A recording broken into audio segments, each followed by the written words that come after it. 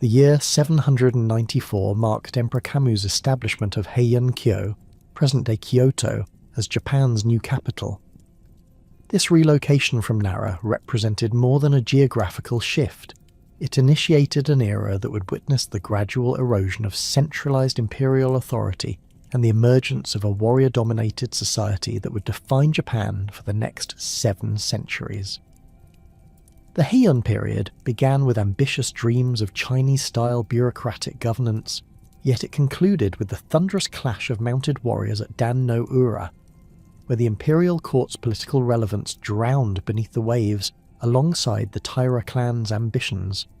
During the early Heian period, the imperial government maintained the facade of the Ritsuryo system, a Chinese-inspired administrative framework that divided the archipelago into provinces governed by appointed officials.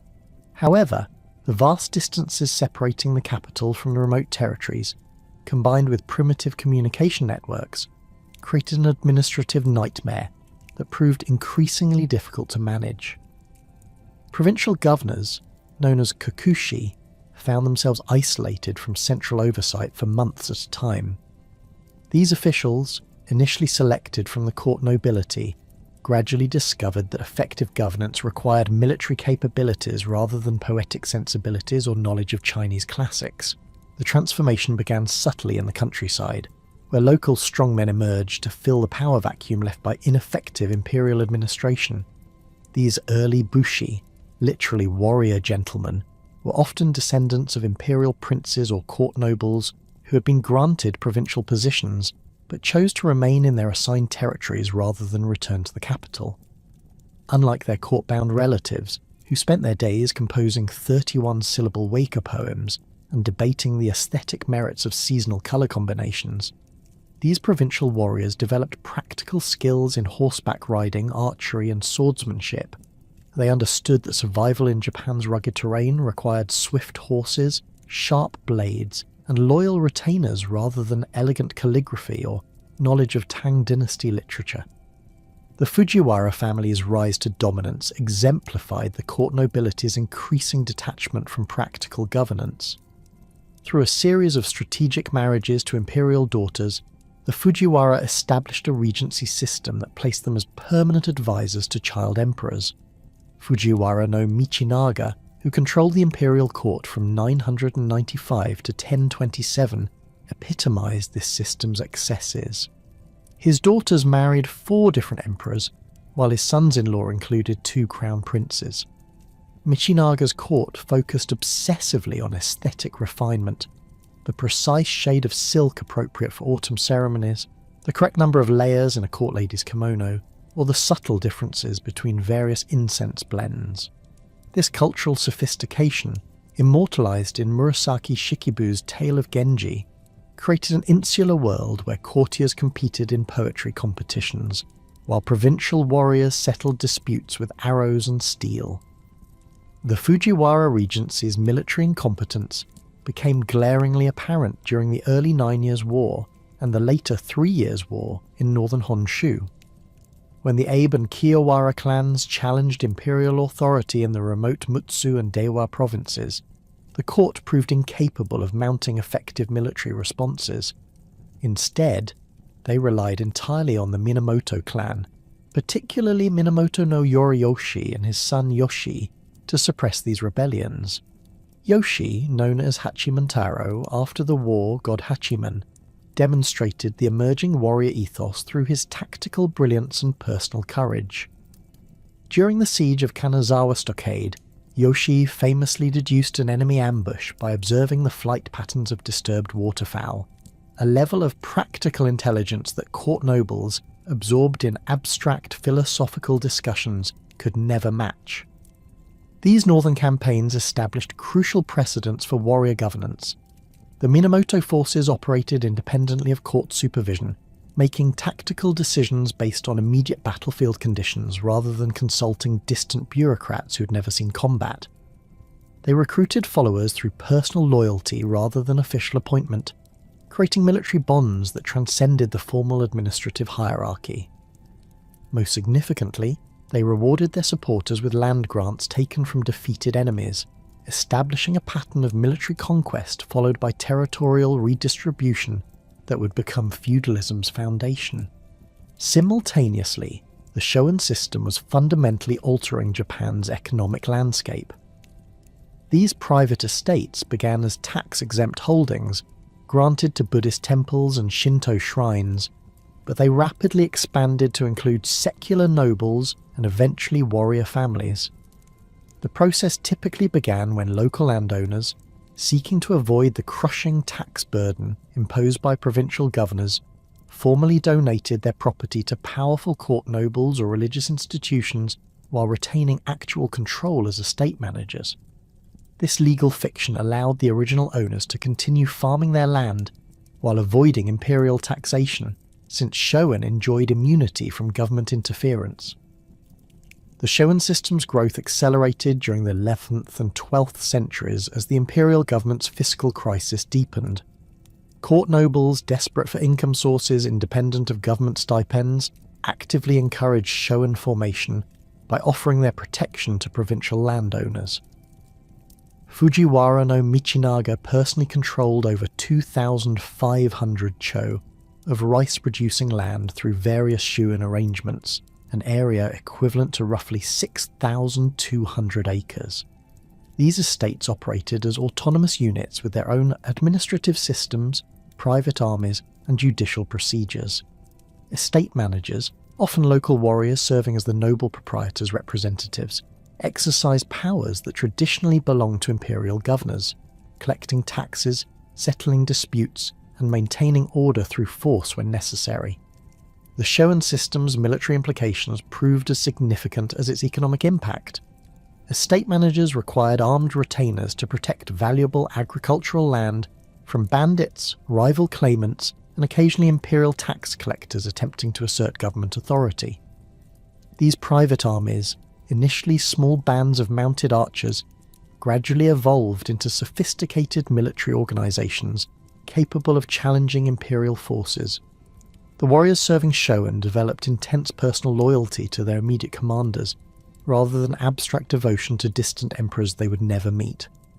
They fought for tangible rewards, land grants, tax exemptions, and elevated status within the estate hierarchy, rather than imperial ideals that meant little in their daily struggles for survival and prosperity. By the mid-12th century, two warrior clans had emerged as the most powerful military forces in Japan, the Taira and the Minamoto. The Taira, descended from Emperor Kammu, established their power base in the Kanto region before expanding westward toward the capital. Taira no Kiyomori, the clan's most successful leader, demonstrated remarkable political acumen by cultivating relationships with retired emperors and court nobles while maintaining his family's military strength. Unlike earlier warrior leaders who remained in distant provinces, Kiyomori moved to the capital and sought integration with the existing political establishment. He arranged marriages between his daughters and imperial princes, accepted court ranks and titles, and even adopted the refined cultural practices that characterized Heian aristocratic life. The Minamoto clan, also claiming imperial descent through Emperor Seiwa, pursued a different strategy. Based primarily in the eastern provinces, they maintained closer connections to the provincial warrior communities that formed the backbone of their military strength. Minamoto leaders like Yoshie and later Yoritomo emphasized their role as protectors of warrior interests against court interference rather than seeking accommodation with the existing political order. They cultivated an image of martial virtue and personal honour that appealed to provincial fighters who viewed court nobles as effeminate parasites living off warrior labour. The fundamental tension between these competing approaches, integration versus opposition, came to a head during the Hogan Rebellion of 1156. This conflict began as a succession dispute between retired Emperor Sutoku and his brother, the reigning Emperor Go Shirakawa, but it quickly evolved into a proxy war between the Taira and Minamoto clans. The rebellion's outcome demonstrated that military force had become the ultimate arbiter of political disputes in Japan. Court nobles could no longer resolve their conflicts through traditional means, poetic exchanges, bureaucratic manoeuvring, or appeals to Chinese precedent when their opponents possessed superior military capabilities. The Hogan Rebellion's aftermath saw Taira no Kiyomori emerge as the dominant figure in imperial politics. He eliminated potential Minamoto rivals, most notably executing Minamoto no Tameyoshi despite the man's advanced age and previous loyal service to the court. This decisive action reflected the new political reality. Mercy was a luxury that successful warrior leaders could not afford when their enemies might regroup and seek revenge. Kiyomori's subsequent rise to the position of Chancellor in 1167 marked the first time a warrior had achieved the highest court rank, symbolising the military class's ascendancy over traditional court nobility. However, Kiyomori's success contained the seeds of his family's eventual destruction. His efforts to integrate the Taira clan into court society alienated many provincial warriors who viewed such accommodation as betrayal of warrior values. When Kiyomori moved the capital from Kyoto to Fukuhara in 1180, ostensibly to facilitate trade with Song China, he demonstrated the same disregard for traditional precedent that had characterized earlier imperial decisions. More critically, his increasingly autocratic behavior toward retired emperors and court nobles created resentment among potential allies who might have supported Taira rule under different circumstances. The spark that ignited the Genpei War came from Prince Mochihito, son of retired Emperor Go Shirakawa, who issued a call for arms against the Taira in 1180. This proclamation, distributed secretly to warrior families throughout Japan, appealed directly to provincial fighters' sense of honour and their resentment of Taira dominance. Minamoto no Yoritomo, who had survived the earlier purges by living in exile in Izu province, responded to this call by raising his standard at Kamakura. His initial forces consisted of only a few dozen mounted retainers, but his message resonated with warriors throughout the eastern provinces who had grown tired of Taira arrogance and court interference in military affairs. The early stages of the Genpei War revealed the fundamental differences between Taira and Minamoto military strategies.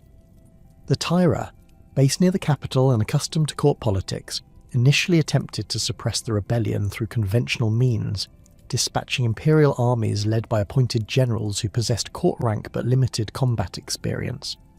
Their forces relied heavily on conscripted peasant infantry armed with spears and supervised by a small number of mounted warriors. This approach had worked adequately against earlier provincial rebellions, but it proved inadequate against determined opposition led by experienced military commanders. The Minamoto, by contrast, built their strength through the personal loyalty networks that characterized Eastern warrior society. Yoritomo did not simply issue orders expecting automatic obedience. Instead, he carefully cultivated relationships with local strongmen by offering them concrete benefits in exchange for military service. He confirmed existing land holdings, granted new territories captured from Taira supporters, and most importantly promised that loyal followers would receive permanent recognition of their achievements rather than temporary rewards that might be revoked by future court decisions. This approach created a military coalition based on mutual self-interest rather than abstract political principles. The war's turning point came with the emergence of Minamoto no Yoshitsune, Yoritomo's younger half-brother, as a military commander of exceptional ability. Yoshitsune possessed an intuitive understanding of cavalry tactics that allowed him to exploit the mobility advantages inherent in mounted archery. His victory at the Battle of Ichi no Tani in 1184 demonstrated the devastating effectiveness of coordinated cavalry charges against static defensive positions. Leading 70 mounted warriors down a steep cliff face that the Taira had considered impassable, Yoshitsune struck the enemy camp at dawn when most defenders were still sleeping. The psychological impact of this surprise attack, combined with the Minamoto force's superior horsemanship, shattered Taira resistance and forced their retreat toward the inland sea. The Taira clan's final stand at Dan no Ura in 1185 epitomized the transformation that had occurred during the Genpei War. This naval battle, fought in the narrow straits between Honshu and Kyushu, pitted the Taira fleet of approximately 500 vessels against roughly 840 Minamoto ships. The engagement began with traditional archery exchanges between warriors standing on ship decks, but it quickly devolved into close-quarters combat as vessels rammed each other and boarding parties fought with swords and naginata. The tide literally turned against the Taira when the local pilots, initially supporting them, switched sides mid-battle and began providing navigation assistance to Minamoto forces. The death of Emperor Antoku, the 7-year-old child emperor who had become a symbol of Taira legitimacy, marked the end of the Heian period's political order. His grandmother, Taira no Tokiko, reportedly told the boy that they were going to visit the underwater palace of the Dragon King before jumping into the sea while holding him. This act of ritual suicide, known as jigai, reflected the warrior code's emphasis on honour over survival, a stark contrast to the court nobility's traditional preference for exile or monastic retirement when facing political defeat. The sacred mirror, one of the 3 imperial regalia that legitimized imperial rule, disappeared beneath the waves with the child emperor, creating a symbolic rupture with Japan's ancient political traditions. The waves at Dan no Ura had barely settled when Minamoto no Yoritomo faced the monumental task of transforming military victory into lasting political control. Unlike previous warrior leaders who had sought accommodation with existing imperial institutions, Yoritomo recognized that effective governance required a completely new administrative framework designed specifically for warrior rule. The court nobility's centuries-old bureaucratic machinery, with its emphasis on Chinese literary classics and ceremonial protocol, proved utterly inadequate for managing a realm where armed horsemen settled disputes and land tenure depended on military service rather than imperial appointment. Yoritomo's decision to establish his headquarters in Kamakura, a fishing village nestled between forested hills and Sagami Bay, roughly 30 miles southwest of modern Tokyo, reflected his understanding of geography's role in political power. The location offered natural defensive advantages. Steep hills protected the settlement's landward approaches, while the bay provided access to maritime routes connecting the eastern provinces. More importantly, Kamakura's distance from the imperial capital ensured that warrior administrators could develop their own procedures without constant interference from court officials, who remained obsessed with precedent and protocol. The contrast between the two centres could not have been starker. While Kyoto's palaces showcased elaborate gardens designed for moon viewing parties and incense competitions, Kamakura's building served practical military functions with training grounds for mounted archery and armories filled with weapons and armour. The bakufu, literally meaning tent government, in reference to the field headquarters used during military campaigns, represented a revolutionary departure from previous Japanese governance models. Rather than attempting to reform the existing Ritsuryo system, Yoritomo created parallel institutions that operated independently of imperial bureaucracy. The Mandokoro served as the bakufu's central administrative office, handling correspondence with provincial warriors and managing the complex logistics of maintaining military forces across vast territories. The samurai dokoro functioned as a military police force responsible for maintaining order among the warrior class and investigating crimes that fell under bakufu jurisdiction. The Monchujo acted as a judicial body that resolved land disputes and other legal matters affecting warrior families, applying practical precedents rather than abstract legal principles derived from Chinese law codes. This institutional innovation created what historians term the dual polity system, 2 separate governments operating simultaneously within the same territory. The imperial court retained nominal authorities over civilian administration, religious affairs, and cultural matters, while the bakufu controlled military forces, land distribution, and criminal justice. This arrangement allowed Yoritomo to exercise real power without directly challenging imperial legitimacy, thereby avoiding the political instability that had plagued earlier attempts at military rule. Court nobles continued receiving their traditional stipends and participating in seasonal ceremonies, but their influence over practical governance evaporated as provincial warriors looked to Kamakura rather than Kyoto for leadership and legal resolution. The feudal hierarchy that emerged under Yoritomo's direction reflected the military realities that had determined the Genpei War's outcome. At the system's apex stood the shogun himself, bearing the full title of Sei Taishogun, or Barbarian Subduing Great General, an ancient military rank that Yoritomo requested from Emperor Go-Toba in 1192. This appointment provided legal justification for warrior rule while maintaining the fiction of imperial supremacy, since the shogun technically served as the emperor's military deputy rather than an independent sovereign. The title's historical associations with campaigns against the Emishi peoples of northern Honshu emphasize the shogun's role as protector of imperial territory against external threats, a function that would prove prophetic when foreign invasions actually materialized. Below the shogun, the Shugo system established military governors responsible for maintaining order within individual provinces. These officials, typically drawn from warrior families that had demonstrated loyalty during the Yenpei War, possessed authority to mobilize local military forces, pursue criminals across provincial boundaries, and guard imperial estates within their jurisdictions. The Shugo differed fundamentally from the old Kikushi governors in their military background and direct accountability to the Bakufu rather than imperial bureaucracy.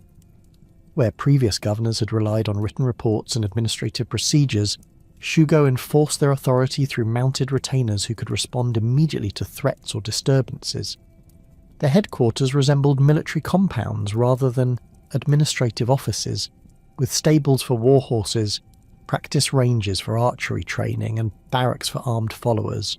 The Jito system addressed the crucial question of local land management that had plagued the Shogun estates during the late Heian period.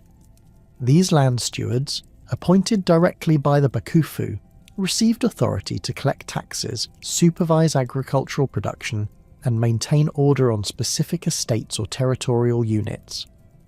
Unlike the previous system, where estate managers served absentee court nobles who rarely visited their properties, Jito lived permanently on their assigned lands and possessed intimate knowledge of local conditions.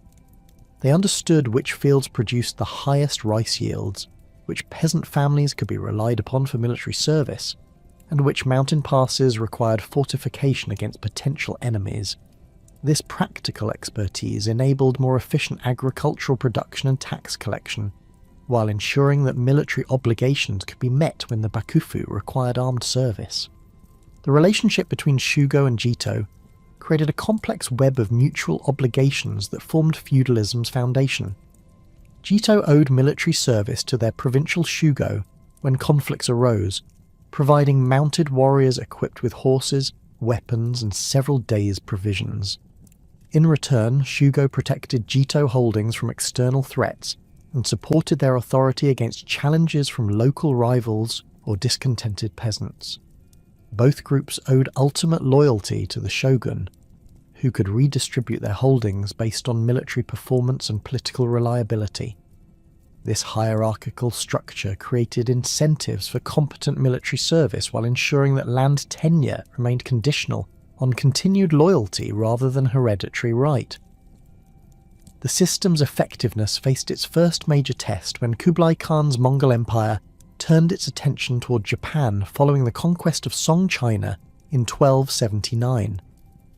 The Yuan dynasty's naval expeditions represented an unprecedented external threat that required coordination between all levels of the feudal hierarchy.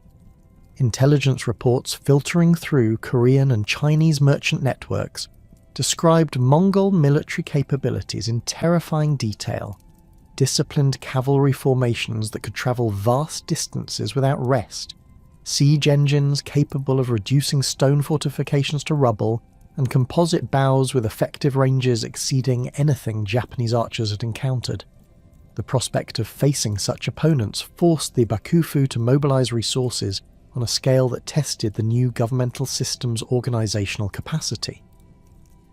The first Mongol invasion fleet departed from Korean ports in November 1274, carrying approximately 15,000 Mongol and Chinese troops, along with 8,000 Korean auxiliaries aboard roughly 300 vessels. The armada's initial target was Tsushima Island, where the local garrison under So Sukekuni faced impossible odds.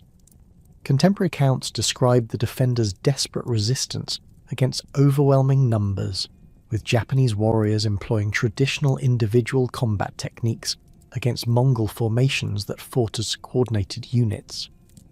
The invaders' use of explosive projectiles, ceramic bombs filled with gunpowder and metal fragments, created psychological terror among defenders accustomed to conventional archery duels.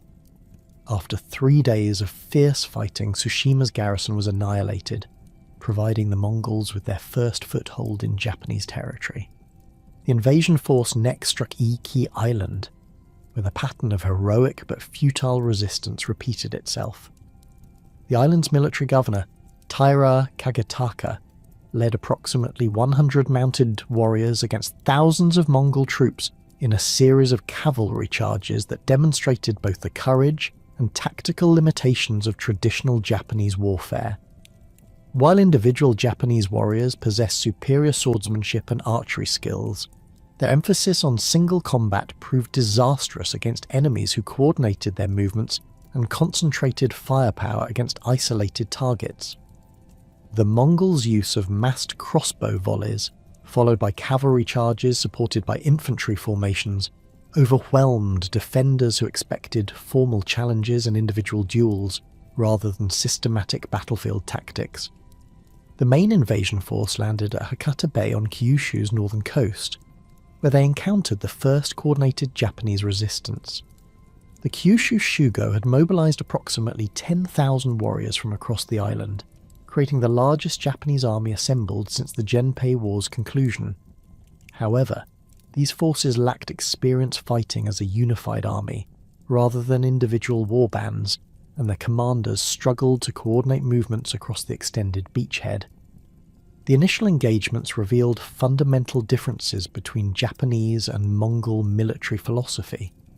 Japanese warriors sought personal glory through individual acts of valor, while Mongol units operated as disciplined formations focused on achieving tactical objectives regardless of individual recognition. The Mongols established a fortified beachhead and began advancing inland, employing siege tactics that Japanese defenders had never encountered. Their use of catapults and early firearms created breaches in hastily constructed palisades, while coordinated infantry assaults prevented Japanese cavalry from exploiting their mobility advantages. Contemporary chronicles describe the terrifying sound of Mongol war drums and gongs that coordinated troop movements, creating an alien soundscape that added to the psychological pressure on Japanese defenders. The invaders' practice of taking no prisoners and showing no mercy to captured warriors violated Japanese expectations about honourable warfare, further demoralising resistance efforts. However, the Mongol expedition faced logistical challenges that proved as dangerous as Japanese resistance. The invasion fleet's hasty departure from Korea had prevented adequate preparation for extended operations, leaving the army dependent on supplies that could be landed at Hakata Bay. Autumn storms in the Korea Strait disrupted communication with UN bases, while Japanese naval forces, though inferior in numbers, managed to harass supply convoys using their superior knowledge of local waters. More critically, the Mongol commanders had underestimated the time required to secure their beachhead, expecting rapid conquest rather than prolonged resistance from determined defenders fighting on familiar terrain. On November 19th, 1274, a massive typhoon struck the invasion fleet, while most vessels remained anchored in Hakata Bay. The storm's fury exceeded anything in recorded Japanese meteorological history, with winds estimated at over 100 miles per hour driving mountainous waves against the crowded anchorage. Mongol ships, designed for river warfare and coastal operations rather than open ocean storms, proved catastrophically vulnerable to the typhoon's assault. Contemporary accounts describe vessels being driven ashore like toys, their wooden hulls splintering against rocks while crews struggled helplessly against the storm's overwhelming power. The few ships that managed to escape the bay faced equally dangerous conditions in the open Korea Strait, where many foundered with all hands lost. The typhoon's aftermath revealed the invasion's complete collapse. Thousands of Mongol corpses littered Kyushu's beaches, while the survivors faced Japanese forces that had regrouped during the storm. Without naval support or hope of reinforcement, the remaining invaders surrendered or died fighting hopeless rearguard actions. The psychological impact on Japanese defenders was profound. Many interpreted the typhoon as divine intervention by Shinto kami and Buddhist deities protecting Japan from foreign contamination.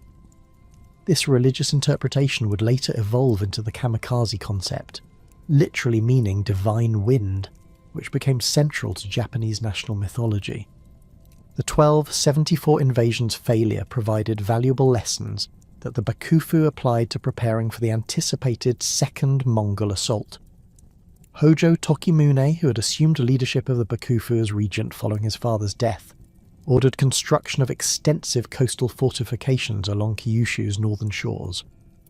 These defences included a massive stone wall extending over 10 miles along Hakata Bay's coastline, designed to prevent amphibious landings while providing protected positions for archer formations.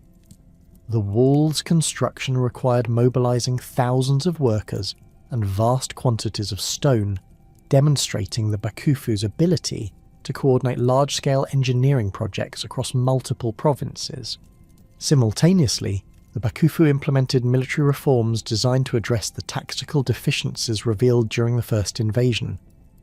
Warrior training emphasized coordinated group tactics rather than individual combat skills, while new weapons and armor were developed to counter Mongol advantages. Japanese armorers began producing lighter, more flexible armor suitable for extended combat, rather than the elaborate ceremonial suits that had characterized earlier periods. Weaponsmiths experimented with longer spears and improved crossbows, attempting to match the range and penetrating power of Mongol projectile weapons.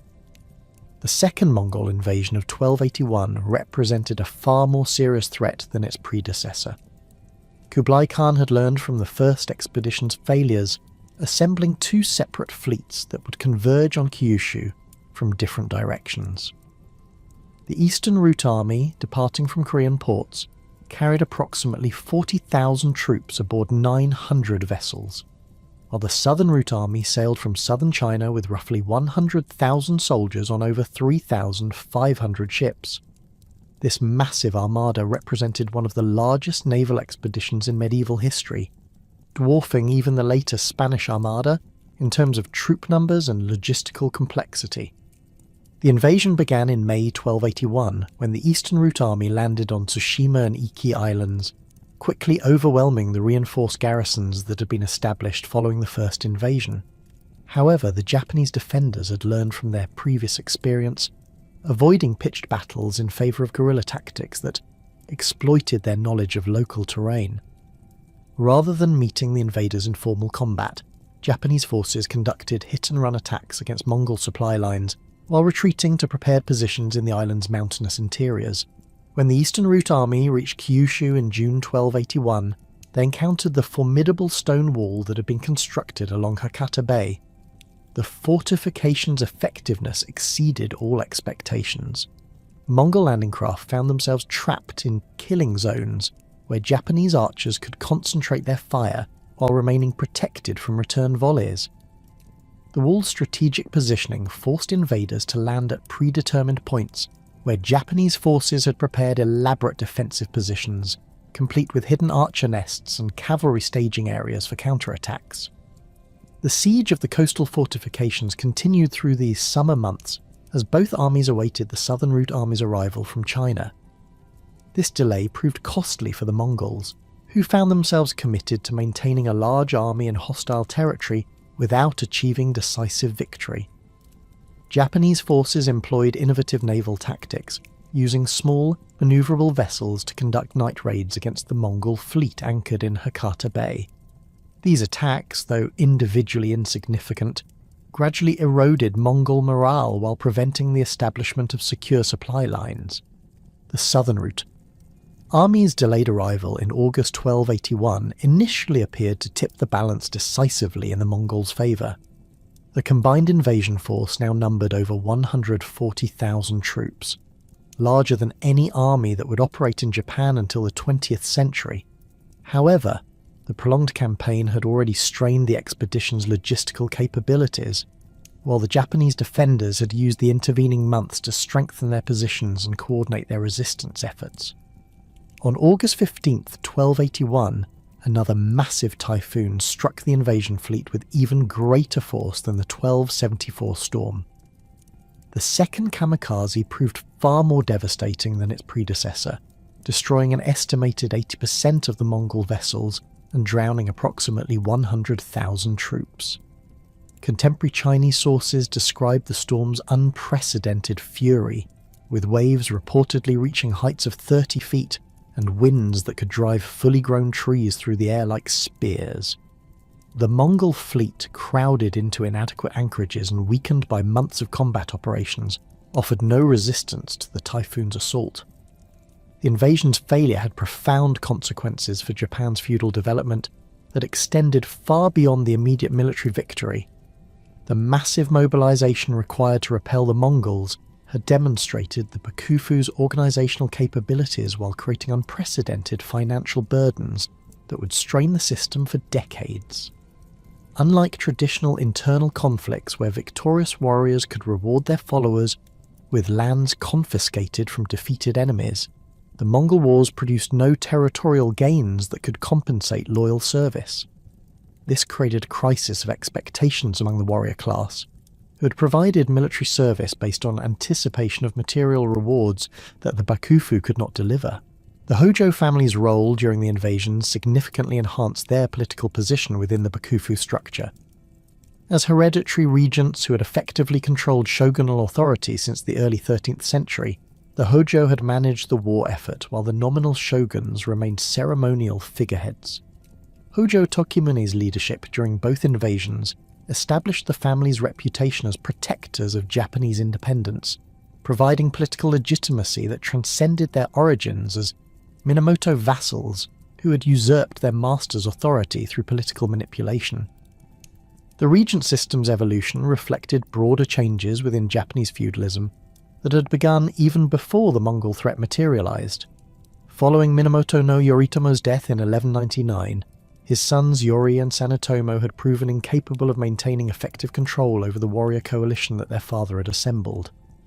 The Minamoto bloodline's weakness created opportunities for ambitious subordinates, particularly Hojo Tokimasa, whose daughter Masako had married Yoritomo and produced the next generation of Minamoto heirs.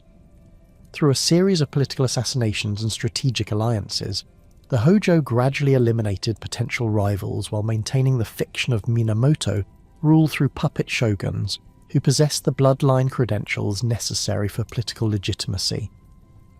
By the time of the Mongol invasions, the Hojo regency had become the Bakufu's true governing authority, controlling policy decisions while allowing ceremonial shoguns to perform the ritual functions associated with their office.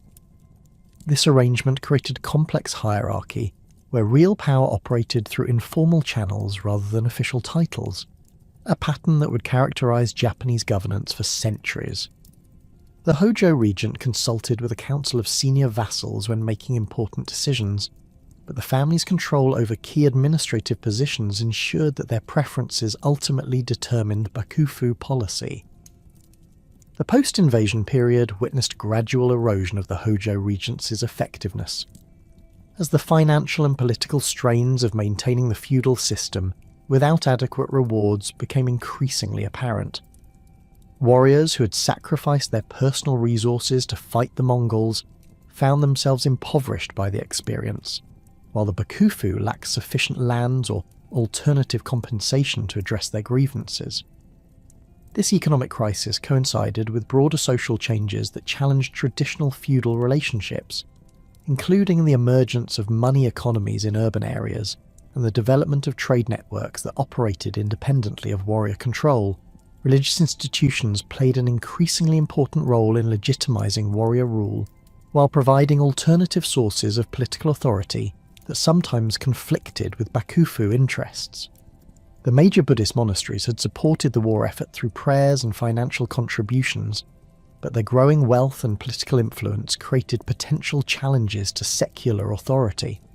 Zen Buddhism, newly imported from China, appealed particularly to warrior sensibilities with its emphasis on discipline, meditation, and direct spiritual experience, rather than elaborate ceremonial practices.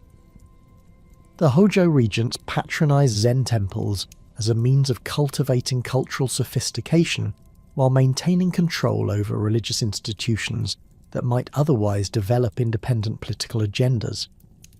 The mounting pressures that had strained the Hojo regency throughout the early 14th century finally reached a breaking point when Emperor Go-Daigo launched his audacious attempt to reclaim direct imperial authority in 1333. Unlike previous imperial challenges to warrior rule, which had typically emerged from court intrigue or succession disputes, Go-Daigo's rebellion represented a comprehensive rejection of the dual polity system that had governed Japan for nearly 150 years. The emperor's vision extended beyond mere restoration of imperial prerogatives. He sought to eliminate the bakufu entirely and establish a Chinese-style autocratic monarchy where the emperor would exercise direct administrative control over all aspects of governance, from military command to tax collection and judicial proceedings. Go-Daigo's political philosophy drew heavily from Chinese imperial models, particularly the Tang and Song dynasties' centralized bureaucratic systems that had originally inspired Japan's Ritsuryo framework during the Nara period. However, his understanding of these foreign precedents was filtered through centuries of Japanese adaptation and the practical realities of a warrior-dominated society that bore little resemblance to ancient Chinese administrative structures.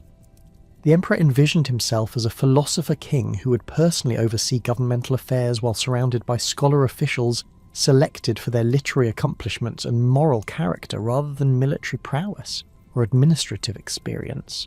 The rebellion's initial success stemmed largely from widespread dissatisfaction with Hojo rule among various segments of Japanese society. Warriors throughout the provinces had grown increasingly resentful of the regency's inability to provide adequate rewards for military service, particularly following the enormous sacrifices demanded during the Mongol invasions. Many provincial families found themselves impoverished by the costs of maintaining military readiness, while receiving no compensation for their loyalty. Simultaneously, court nobles who had been marginalized by warrior rule saw Go-Daigo's movement as an opportunity to reclaim their ancestral political influence and restore the cultural primacy of classical learning over military values. Religious institutions provided crucial support for the imperial cause, motivated by both spiritual and material considerations. Buddhist monasteries had accumulated vast wealth through centuries of land grants and tax exemptions, but they remained vulnerable to bakufu interference in their internal affairs.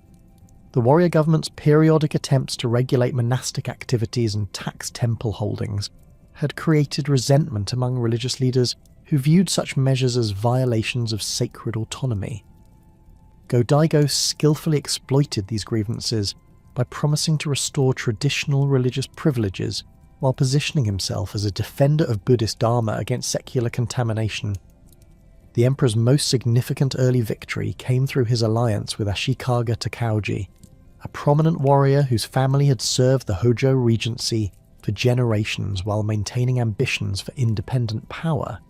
Takauji commanded substantial military forces in the Kanto region, where his family's influence extended through complex networks of vassalage and land tenure that had developed over decades of careful political cultivation. His decision to abandon the Hojo cause reflected both personal opportunism and genuine recognition that the regency's authority had become fatally compromised by its inability to address the fundamental contradictions within the feudal system. The Hojo regency's collapse occurred with stunning rapidity once key military supporters began defecting to the imperial cause.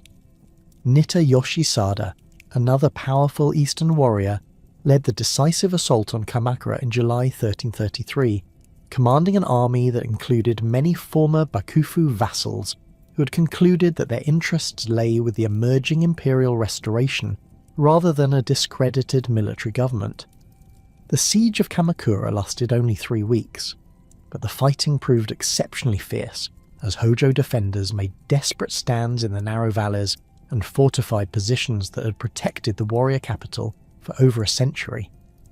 The final battle at Kamakura witnessed scenes of extraordinary carnage as Hojo loyalists chose death over surrender in accordance with warrior honor codes that had evolved during the previous century. Hojo Takatoki, the last regent, committed seppuku along with over 800 retainers in a mass suicide that demonstrated both the depth of their loyalty and their recognition that the political order they had served was irretrievably lost. The ritual nature of these deaths, conducted according to precise ceremonial protocols, contrasted sharply with the chaotic urban warfare that raged simultaneously throughout Kamakura's streets as Nitta's forces systematically eliminated remaining resistance. The destruction of Kamakura marked more than the end of a particular government. It represented the complete elimination of the institutional framework that had governed Japan since Minamoto no Yoritomo's victory in the Genpei War. The Bakufu's administrative records were destroyed, its financial reserves were seized by victorious imperial forces, and the complex network of appointments and land grants that had sustained warrior loyalty was dissolved overnight. This institutional collapse created a power vacuum that would prove far more difficult to fill than Go-Daigo and his supporters had anticipated. The Kenmu Restoration began in 1333 with ambitious plans to implement comprehensive governmental reforms that would restore imperial authority while modernizing administrative procedures according to contemporary Chinese models. Go-Daigo established new bureaucratic offices staffed primarily by court nobles and Buddhist monks who possessed classical education but lacked practical experience in military affairs or provincial administration. The emperor personally presided over judicial proceedings, attempting to resolve land disputes and criminal cases through direct imperial intervention, rather than delegating authority to specialized courts or regional officials. These administrative innovations quickly revealed fundamental misunderstandings about the nature of Japanese society after nearly 2 centuries of warrior rule. The imperial government's attempts to reassert direct control over provincial affairs encountered immediate resistance from local strongmen who had grown accustomed to managing their territories without interference from distant bureaucrats. Warriors who had supported the restoration expected to be rewarded with land grants and elevated status. But Go-Daigo's preference for court nobles and religious figures in key positions frustrated these expectations, while creating new sources of political tension. The emperor's land redistribution policies proved particularly problematic, as they attempted to restore ancient patterns of imperial ownership that had been superseded by generations of feudal development. Many estates that Go-Daigo sought to reclaim for imperial control had been divided and subdivided through inheritance, military service grants, and commercial transactions that had created complex webs of overlapping claims and obligations. The imperial government's efforts to untangle these arrangements through administrative decree rather than negotiated settlement generated widespread resentment among affected parties while demonstrating the restoration's limited understanding of contemporary economic realities. Military affairs presented even greater challenges for the restored imperial government. Go-Daigo attempted to establish a new army based on imperial appointment rather than feudal loyalty, but this approach failed to account for the personal relationships and material incentives that motivated warrior service. Traditional court nobles possessed no military experience and proved incapable of commanding troops in combat situations, while professional warriors remained suspicious of a government that seemed to favour civilian administrators over military expertise. The emperor's attempts to create a centralised military hierarchy modelled on Chinese precedents clashed with Japanese traditions of decentralised warrior bands, led by experienced commanders who had earned their positions through demonstrated competence rather than imperial favour. Financial problems compounded these administrative difficulties as the restored imperial government struggled to fund its ambitious reform program without the established revenue sources that had sustained the Bakufu. The Hojo Regency had developed sophisticated tax collection systems that relied on warrior administrators who understood local conditions and possessed the military power necessary to enforce compliance. Go-Daigo's civilian bureaucrats lacked both the practical, knowledge, and coercive capabilities required for effective tax collection, resulting in declining revenues that forced the government to reduce expenditures precisely when increased spending was necessary to consolidate imperial authority. Ashikaga Takauji's growing disillusionment with the Kenmu restoration reflected broader warrior concerns about the direction of imperial policy. As one of the restoration's key military supporters, Takauji had expected to receive substantial rewards and political influence commensurate with his contributions to Go-Daigo's victory. However, the emperor's preference for court nobles and religious figures in important positions increasingly marginalized warrior interests, while suggesting that the restoration viewed military leaders as temporary allies rather than permanent partners in governance. Takauji's family had served in high military positions for generations, and their expertise in warfare and provincial administration represented precisely the skills that effective government required. The breaking point came in 1335, when Hojo Tokiyuki, son of the last regent, launched a restoration attempt that briefly recaptured Kamakura before being defeated by Takauji's forces. Go-Daigo's subsequent refusal to grant Takauji permanent authority over the Kanto region, despite his crucial role in suppressing the Hojo revival, demonstrated the emperor's fundamental misunderstanding of warrior expectations and political realities. Takauji had invested substantial personal resources in defending imperial authority, and his followers expected tangible rewards that would compensate their loyalty and sacrifice.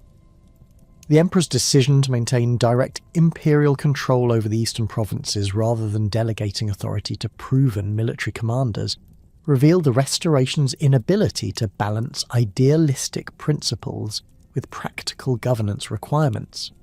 Takauji's rebellion against imperial authority in 1336 marked the beginning of a new phase in Japanese political development that would establish warrior rule on a more permanent and sophisticated basis than the previous Bakufu had achieved. Unlike earlier military challenges to imperial authority, which had typically sought accommodation within existing political frameworks, Takauji's movement represented a comprehensive rejection of the Kenmu restoration's civilian-dominated approach to governance. His supporters included not only disappointed warriors who had expected greater rewards from imperial victory, but also provincial administrators, religious institutions, and even some court nobles who had concluded that effective government required military leadership rather than classical scholarship.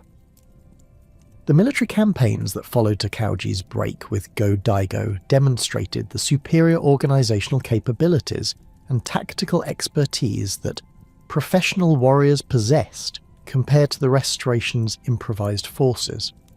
Takauji's army employed sophisticated logistics systems developed during generations of feudal warfare, while his commanders understood how to coordinate cavalry movements and archery formations in ways that maximized their effectiveness against less experienced opponents.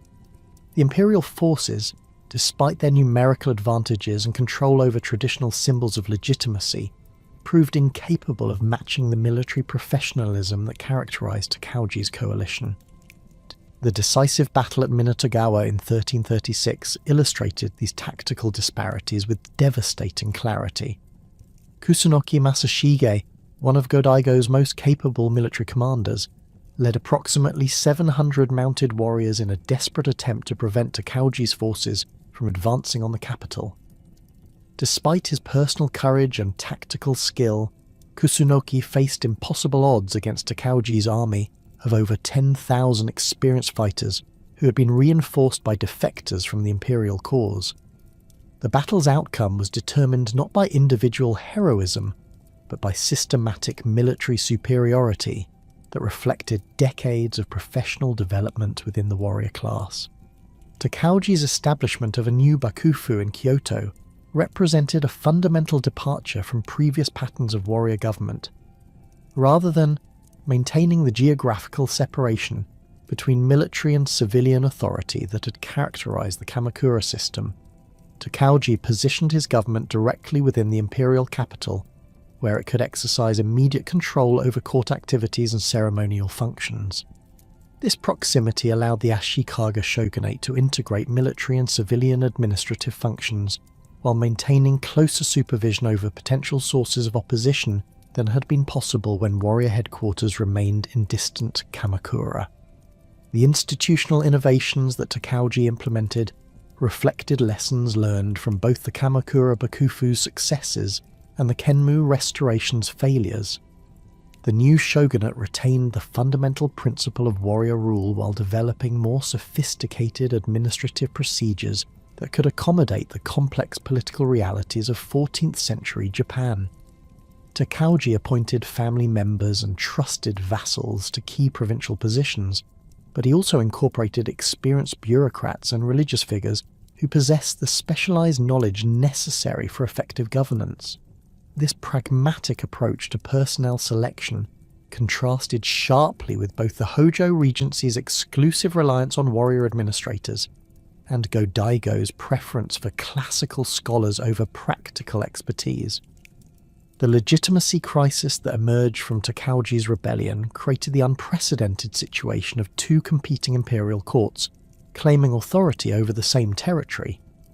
Go-Daigo's flight to Yoshino in the mountainous Nara region established the Southern Court, which maintained possession of the sacred imperial regalia and could therefore claim legitimacy based on traditional symbols of imperial authority.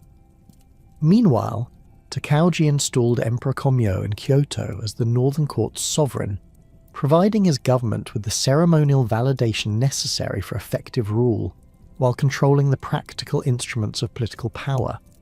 The Nambokucho period that began in 1336 represented more than a simple succession dispute between rival claimants to imperial authority.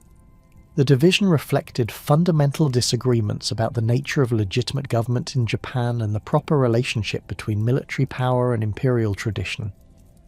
The Southern Court embodied the principle that imperial authority derived from divine mandate and sacred inheritance that could not be transferred through political negotiation or military conquest. The Northern Court, by contrast, represented the pragmatic recognition that effective governance required accommodation between imperial legitimacy and warrior capabilities, even if such arrangements compromised traditional concepts of imperial sovereignty. This constitutional crisis created opportunities for provincial strongmen to enhance their independence by playing the competing courts against each other while pursuing their own territorial ambitions. Local warriors could support whichever court offered the most favourable terms for their particular circumstances, switching allegiances when political conditions changed or when better opportunities emerged elsewhere. The result was a complex pattern of shifting loyalties that defied simple geographical or ideological categorization, as individual families made strategic calculations based on immediate self-interest rather than abstract political principles. The resolution of the Nanboku-cho conflict in 1392 through Emperor Go-Kamiyama's abdication and the reunification of the imperial line under Northern Court auspices marked the beginning of an extraordinary cultural renaissance that would define Japanese civilization for centuries.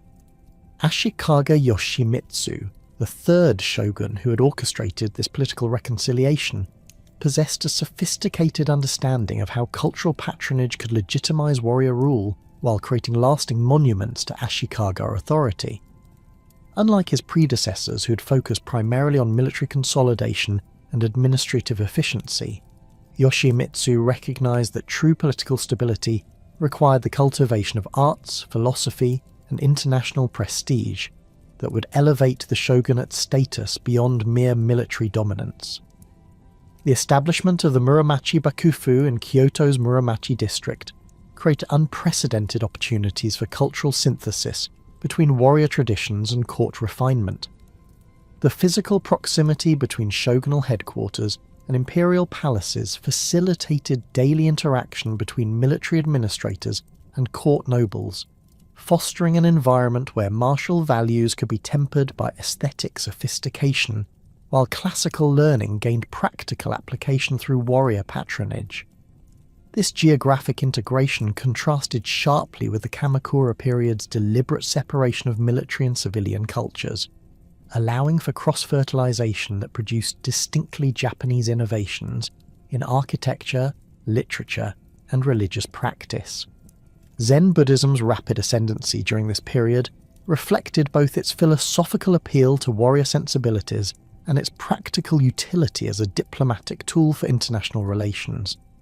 The Rinzai school, which had been introduced from China during the late Kamakura period, found particular favour among the Ashikaga shoguns, who appreciated its emphasis on direct spiritual experience achieved through rigorous mental discipline rather than elaborate ceremonial observances.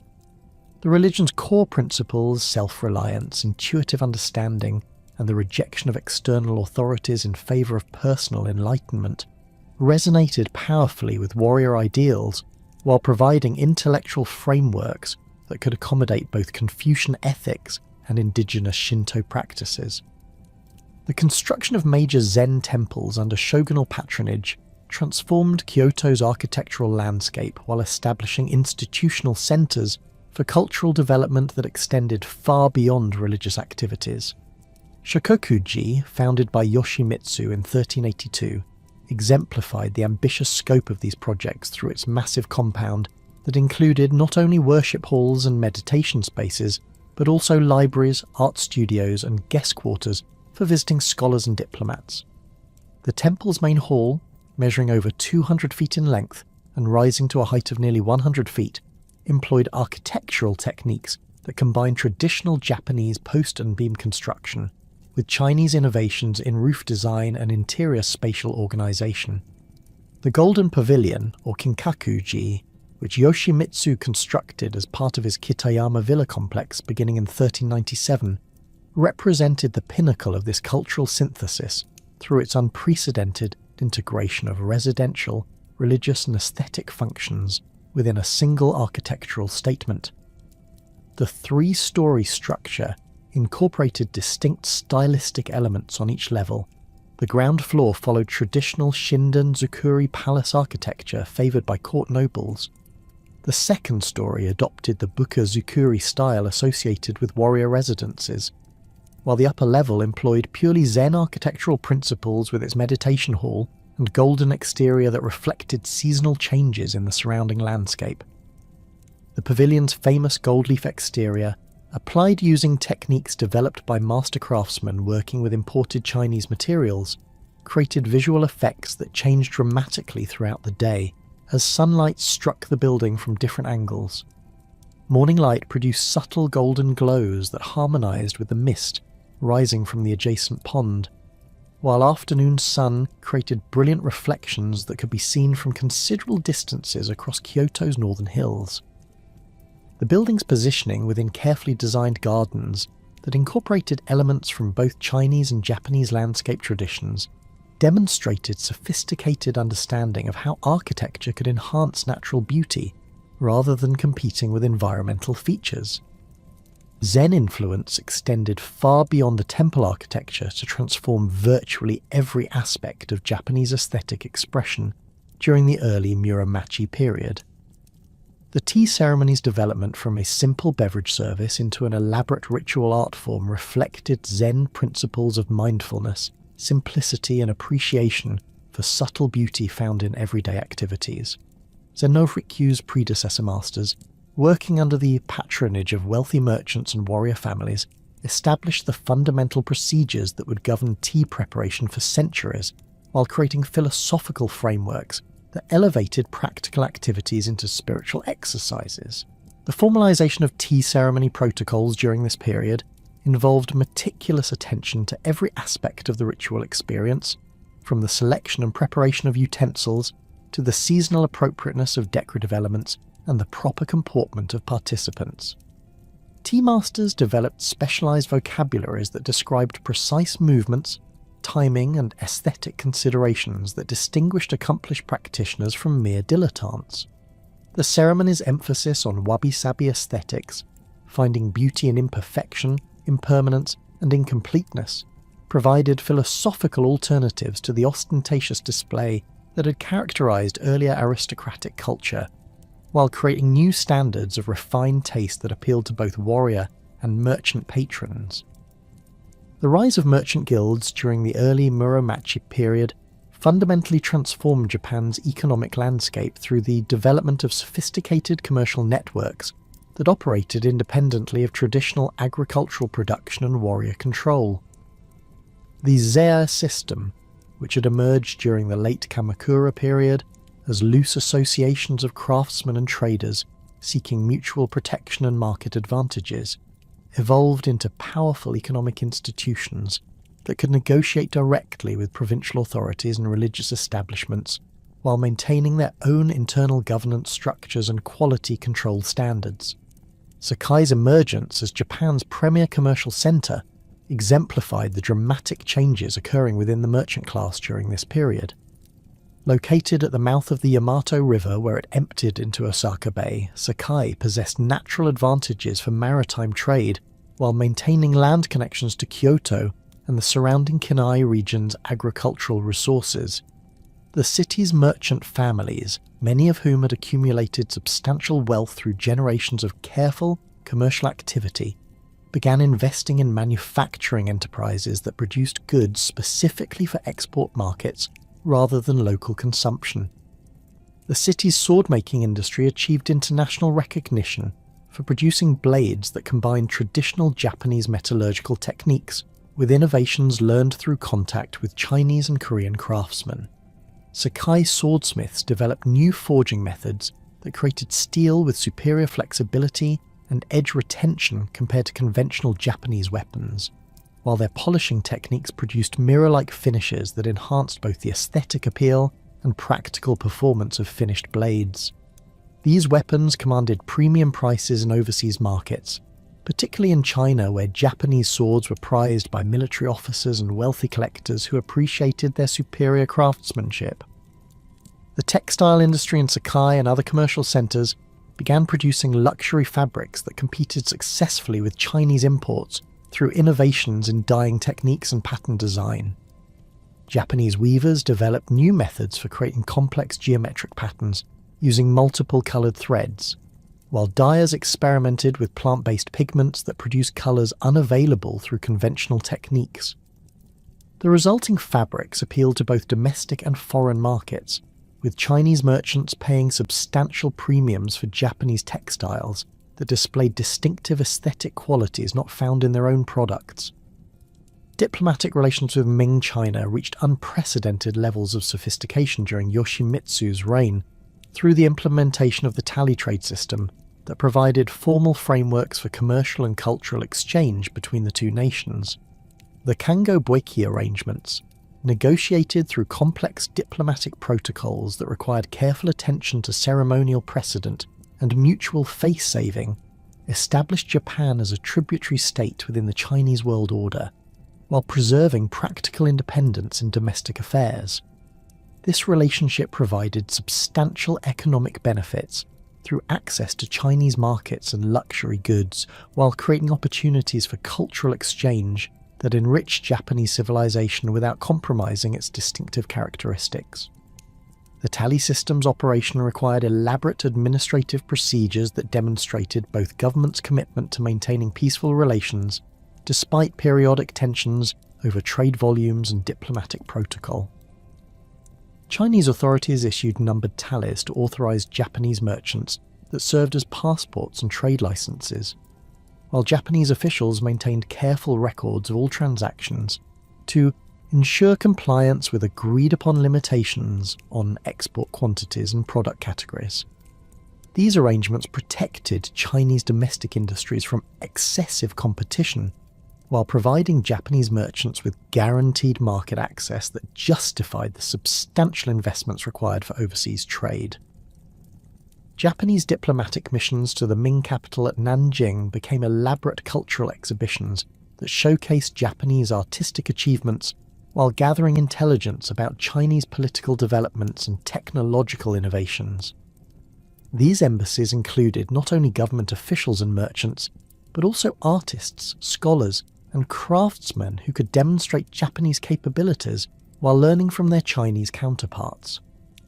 The exchange of gifts between the two courts involved precious objects that represented the highest levels of artistic achievement in both cultures. creating competitive pressures that stimulated innovation and quality improvement in luxury crafts. The cultural impact of these diplomatic exchanges extended far beyond immediate commercial benefits to influence Japanese artistic development in fundamental ways.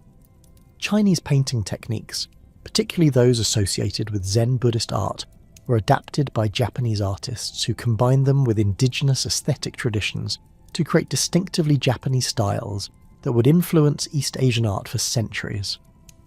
The importation of Chinese books and scholarly works provided Japanese intellectuals with access to contemporary developments in philosophy, literature, and scientific knowledge, while stimulating domestic scholarship that built upon foreign learning to address specifically Japanese concerns.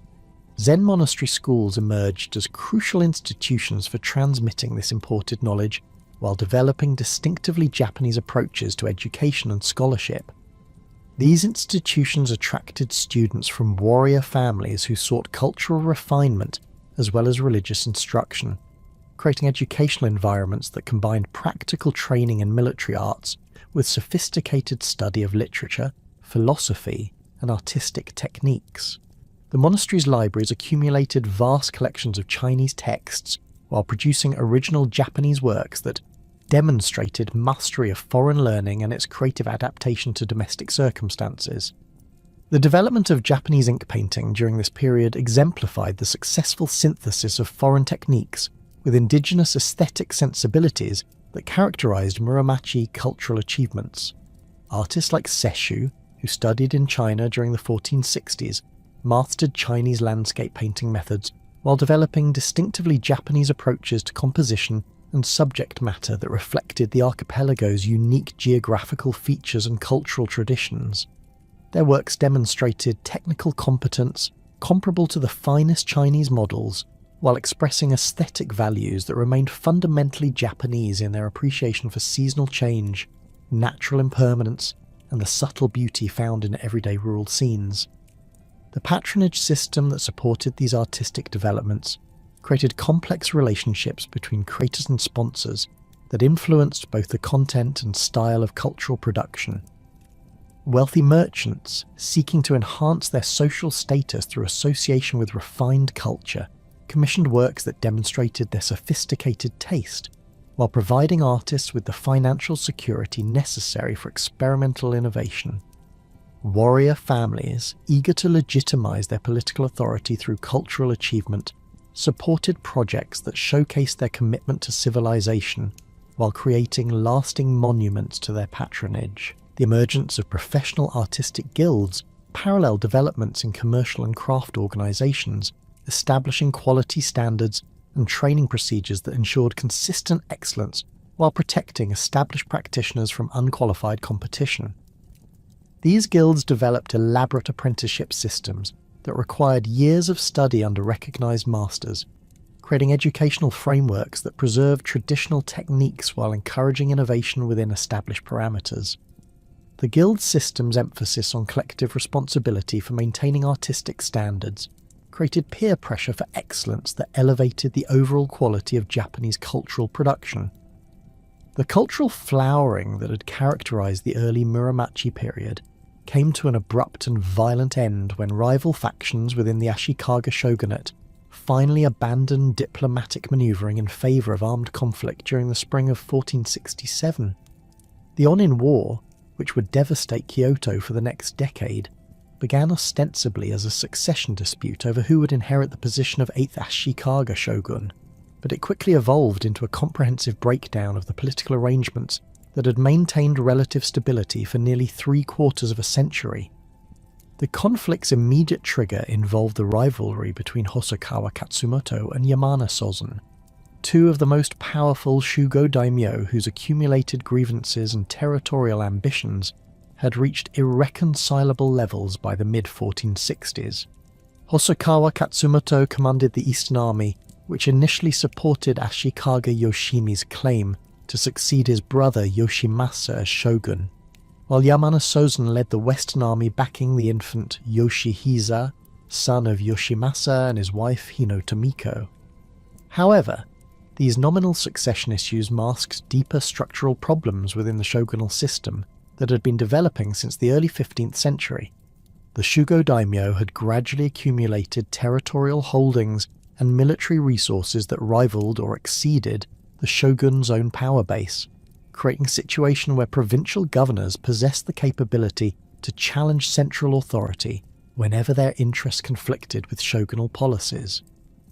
The delicate balance that had previously maintained order depended on the shogun's ability to mediate between competing factions while preventing any single daimyo from accumulating overwhelming advantages.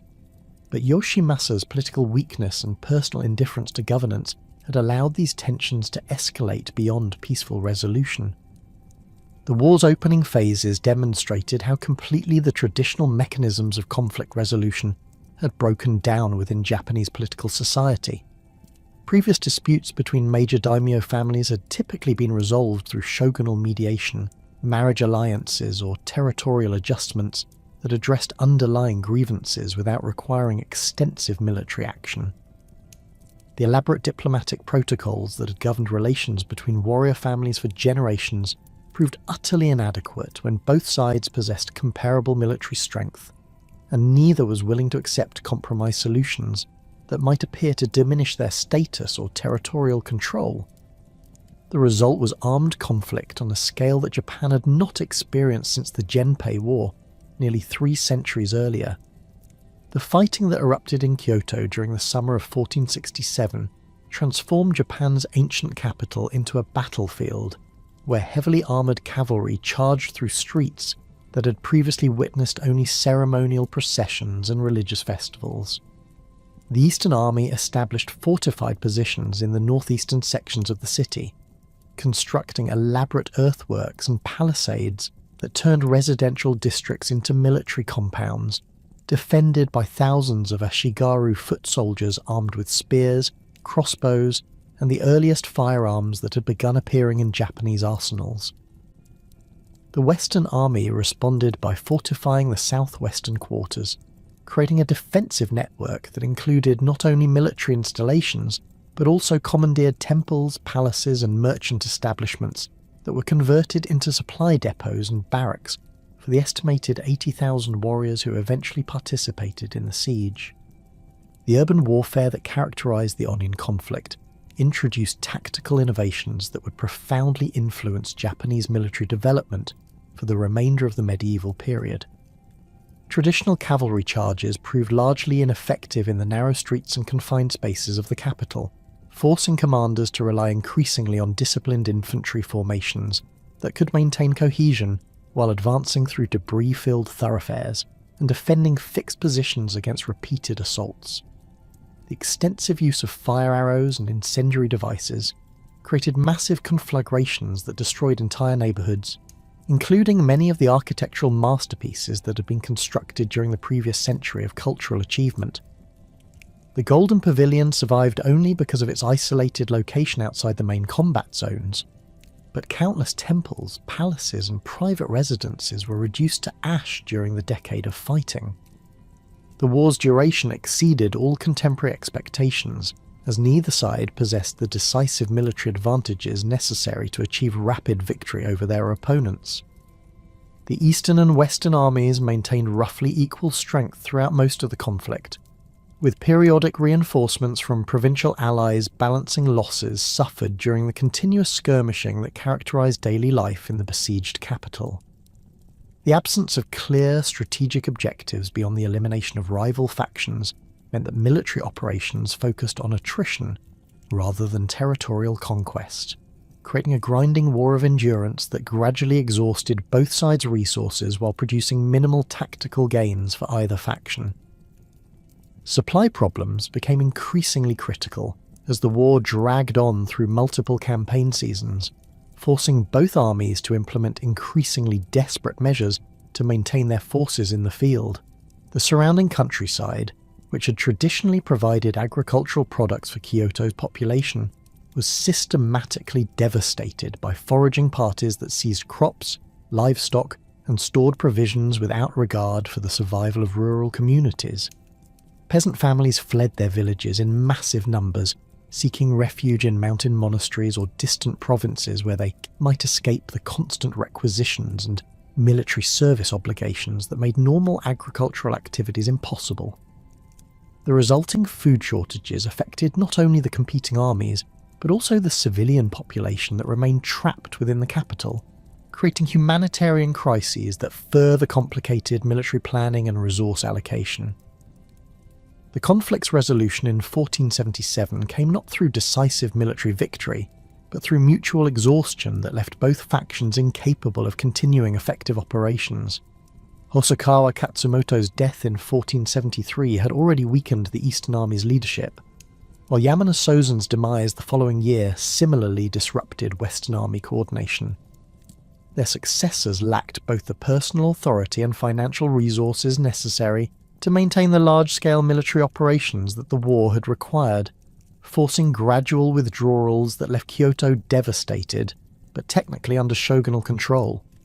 However, this nominal victory meant little in practical terms, as the Ashikaga shogunate emerged from the conflict with its authority permanently compromised and its ability to control provincial affairs effectively destroyed. The war's aftermath revealed the complete collapse of the centralized feudal system that had governed Japan since the Kamakura period's establishment in the late 12th century. Provincial shugo, who had committed substantial resources to supporting either faction, found themselves financially ruined and politically isolated, creating power vacuums that were quickly filled by local strongmen who possessed the military capability and administrative experience necessary for effective regional governance. These emerging Sengoku daimyo differed fundamentally from their shugo predecessors in their approach to territorial control and political legitimacy, abandoning the fiction of shogunal appointment in favour of direct military conquest and practical administrative competence. The transformation from shugo to Sengoku daimyo represented more than a simple change in titles or administrative procedures. It marked the emergence of genuinely independent territorial states that operated according to their own laws, maintained their own military forces, and pursued their own diplomatic policies without reference to central authority. Unlike the previous system where provincial governors had served as intermediaries between the shogun and local warrior communities, the new daimyo ruled their domains as autonomous sovereigns who acknowledged no superior authority beyond their own military capabilities and administrative effectiveness. This fundamental shift in political organisation created the conditions for the century of warfare that would define the Sengoku period. Oda Nobunaga's rise to prominence in Owari province during the 1550s exemplified the new type of leadership that emerged from the Onin War's destruction of traditional political arrangements. Born into a relatively minor branch of the Oda family, Nobunaga inherited control over only a small portion of Owari when his father died in 1551, but his innovative military tactics and ruthless political methods enabled him to consolidate control over the entire province within a decade. His success stemmed from his willingness to abandon conventional warrior practices in favour of whatever methods proved most effective, regardless of their compatibility with traditional concepts of honour or legitimate authority. Nobunaga's military innovations began with his systematic recruitment and training of Ashigaru infantry units that were equipped with the latest firearms and organised according to principles derived from contemporary European military manuals. The introduction of Portuguese matchlocks to Japan in 1543 had initially been treated as a curiosity by most daimyo, who continued to rely primarily on traditional weapons and tactics that emphasised individual skill and personal courage over coordinated group operations. Nobunaga recognised that firearms could provide decisive advantages when employed by disciplined formations that could deliver concentrated volleys against enemy cavalry or infantry, but effective use required extensive training and standardised equipment that most warrior leaders were unwilling to provide. The Battle of Nagakute in 1584 demonstrated the devastating effectiveness of properly coordinated firearm units when employed against traditional cavalry formations. Nobunaga's Ashigaru, arranged in 3 ranks with rotating firing sequences that maintained continuous pressure on advancing enemies, decimated mounted samurai who had expected to overwhelm foot soldiers through conventional cavalry charges. The psychological impact of massed gunfire proved as significant as its physical effects. as horses trained for traditional battlefield conditions panicked when exposed to the unfamiliar sounds and smoke that characterized firearm combat. The result was a tactical revolution that forced all subsequent military leaders to reconsider their approach to battlefield organization and equipment procurement. The strategic implications of these tactical changes extended far beyond immediate military applications to influence the entire structure of daimyo governance and territorial administration. Maintaining effective firearm units required substantial financial resources for purchasing weapons, ammunition, and training equipment, while the specialized skills necessary for gunpowder production and weapon maintenance demanded technical expertise that few traditional warrior families possessed. Successful daimyo were forced to cultivate relationships with merchant communities that could provide both the capital and technical knowledge necessary for military modernization, creating new forms of cooperation between warrior and commercial classes that had previously maintained distinct social boundaries. Castle construction techniques underwent equally dramatic transformations during this period, as military engineers developed new fortification designs capable of withstanding both traditional siege methods and the emerging threat posed by artillery weapons.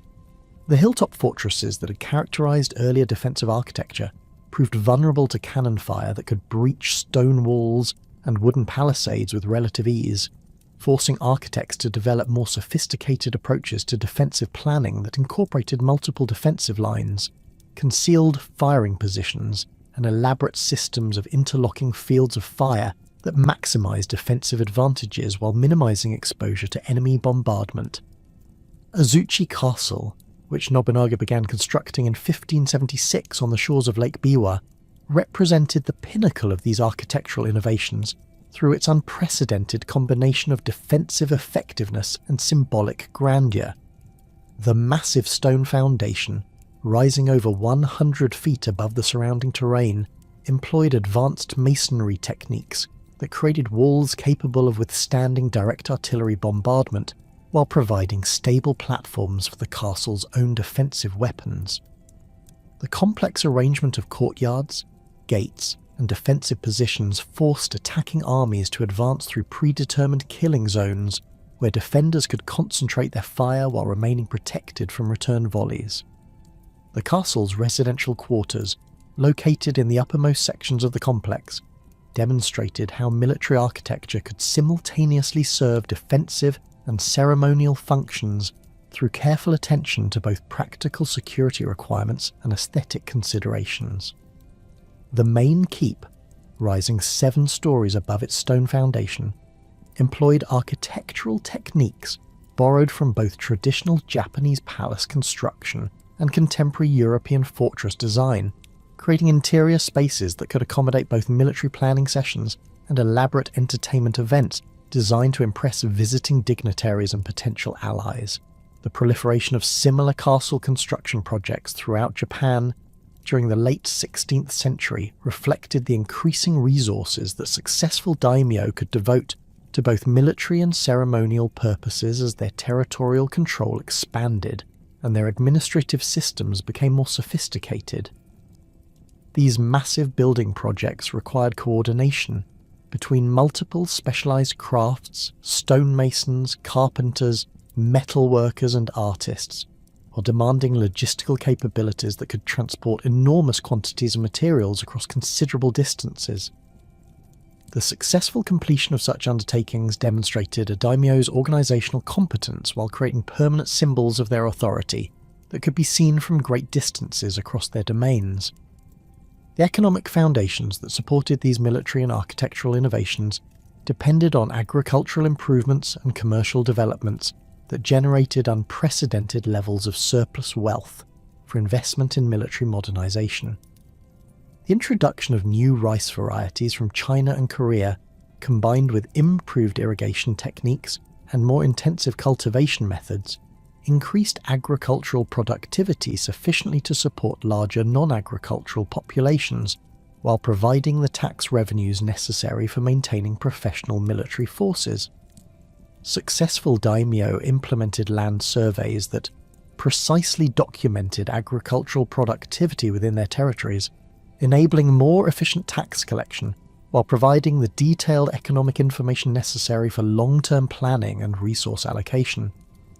Commercial activities expanded dramatically during this period as regional trade networks developed to support the movement of military supplies, luxury goods, and technical specialists between different daimyo territories.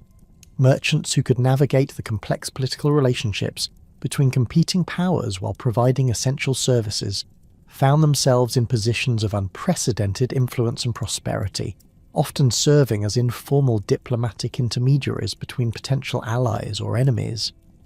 The most successful commercial families accumulated wealth that rivaled that of minor daimyo, while developing expertise in financial management and international trade that proved essential for supporting the increasingly expensive military establishments that characterized Sengoku warfare.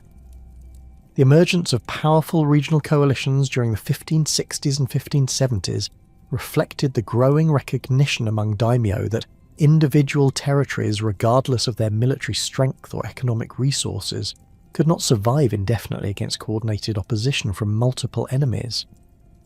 The formation of these alliances required sophisticated diplomatic skills and careful attention to the balance of advantages and obligations that each participant would receive from cooperative arrangements.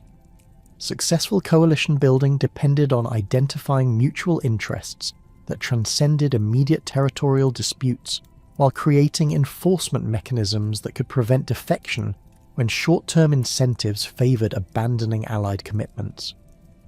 The fragmented political landscape that had emerged from the Onin War's devastation created unprecedented opportunities for ambitious military leaders who possessed both the vision to imagine unified national control and the practical capabilities necessary to transform such dreams into reality. By 1573, when Oda Nobunaga finally succeeded in driving the last Ashikaga shogun from Kyoto, the traditional feudal order had been so thoroughly discredited that even the pretense of central authority had become meaningless. Provincial daimyo ruled their territories as independent kingdoms, maintaining their own laws, currencies, and military forces while engaging in constant warfare that prevented any single power from achieving decisive dominance. Into this chaos stepped three remarkable figures whose combined efforts would fundamentally transform Japan from a collection of warring states into a unified nation under centralized control.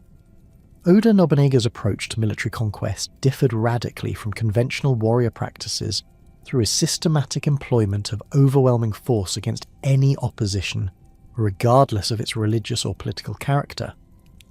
Where previous military leaders had typically sought to minimize casualties and preserve existing social structures while achieving their immediate objectives, Nobunaga demonstrated a ruthless willingness to destroy entire institutions if they posed obstacles to his expansion plans. His campaigns against the Ikoiki religious communities during the 1570s exemplified this approach through their unprecedented scale and thoroughness, as his forces systematically eliminated not only armed resistance but also the economic and social foundations that had sustained these Buddhist confederations for generations. The siege of Ishiyama Honganji, which lasted from 1570 to 1580, represented the most sustained military operation of Nobunaga's career and demonstrated his capacity for long-term strategic planning that could coordinate multiple objectives simultaneously. The fortress temple complex, located at the mouth of the Yodo River, where it emptied into Osaka Bay, commanded crucial transportation routes while serving as the administrative center for Jodo Shinshu Buddhist communities throughout central Japan. The temple's massive defensive works, constructed over several decades using donations from thousands of faithful believers, included stone walls over 30 feet high, multiple moats fed by river water, and elaborate systems of underground tunnels that allowed defenders to move reinforcements and supplies without exposure to enemy fire. Nobunaga's assault on this stronghold required innovations in siege warfare that combined traditional Japanese methods with techniques adapted from European military manuals brought by Portuguese missionaries and traders. his engineers constructed massive earthworks that gradually extended closer to the temple walls while providing protected positions for artillery pieces and firearm units that could maintain continuous pressure on the defenders. The use of naval blockades to prevent supply shipments from reaching the besieged garrison represented a level of strategic coordination that few Japanese commanders had previously attempted, requiring cooperation between land forces and specially constructed warships that could operate effectively in the confined waters of Osaka Bay. The fortress's eventual surrender resulted not from successful assault, but from the systematic strangulation of its supply lines and the gradual erosion of defender morale through constant bombardment and the knowledge that no relief force would arrive to break the siege. The terms of capitulation that Nobunaga imposed reflected his understanding that religious institutions posed long-term threats to political stability that could only be eliminated through complete destruction of their organizational capabilities. Rather than accepting the traditional tribute payments and formal submission that had characterized previous conflicts with religious establishments, Nobunaga demanded the complete dismantling of the Jodo Shinshu administrative structure and the exile of its leadership to distant provinces where they could not reconstitute their influence. The destruction of Enryaku-ji Temple on Mount Hiei in 1571 provided an even more dramatic demonstration of Nobunaga's willingness to employ unprecedented violence against religious institutions that challenged his authority. The ancient Buddhist monastery, which had maintained its independence for over 800 years through a combination of spiritual prestige and military power, commanded strategic positions overlooking Kyoto while controlling vast landed estates throughout the surrounding provinces. The temple's warrior monks known as Sohei had intervened repeatedly in political conflicts during the late Heian and Kamakura periods, using their military capabilities to influence succession disputes and policy decisions that affected their institutional interests. Nobunaga's assault on Mount Hiei began before dawn on September 30th, 1571, when approximately 30,000 troops surrounded the mountain and began systematic destruction of every building, religious artifact, and human being they encountered. The operation's scope exceeded anything in Japanese military history, as Nobunaga's forces burned over 3,000 structures, while killing an estimated 4,000 monks, servants, and pilgrims who had sought sanctuary within the temple complex. The complete elimination of this ancient institution, which had been considered inviolable by previous military leaders, sent unmistakable messages to other religious establishments about the consequences of opposing Nobunaga's expansion plans. The psychological impact of these religious campaigns extended far beyond their immediate military objectives to transform contemporary understanding of legitimate authority and acceptable methods of political control. Traditional Japanese warfare had operated according to implicit rules that protected certain categories of non-combatants, while preserving religious institutions that provided spiritual services to both sides in any conflict. Nobunaga's systematic violation of these conventions demonstrated that effective power could override traditional constraints when wielded by leaders who possessed sufficient military capability and political determination to ignore conventional limitations on their behaviour.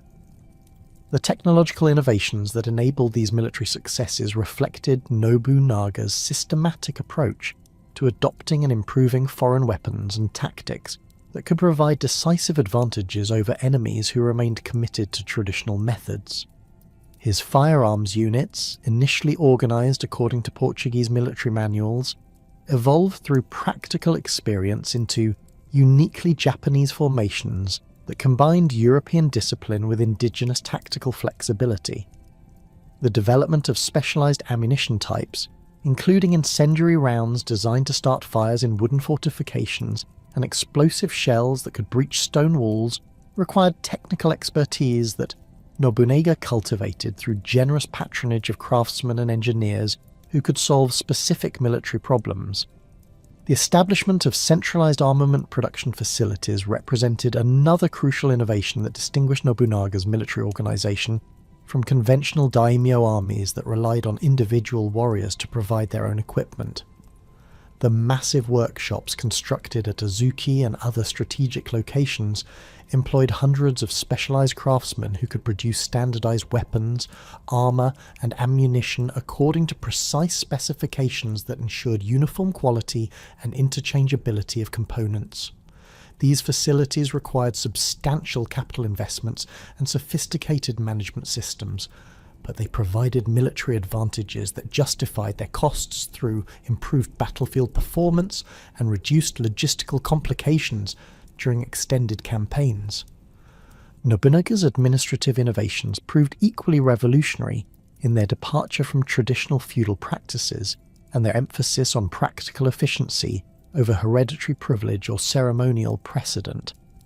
His appointment of capable administrators regardless of their social background or family connections created governmental systems that could respond effectively to rapidly changing military and political circumstances while maintaining the detailed record-keeping necessary for managing complex territorial holdings.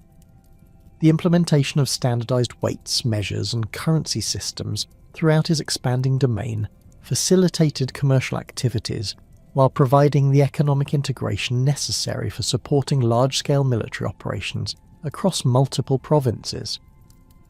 The systematic land surveys that Nobunaga ordered in conquered territories provided precise information about agricultural productivity, population distribution, and resource availability that enabled more efficient tax collection while eliminating the traditional privileges and exemptions that had characterized the previous feudal system.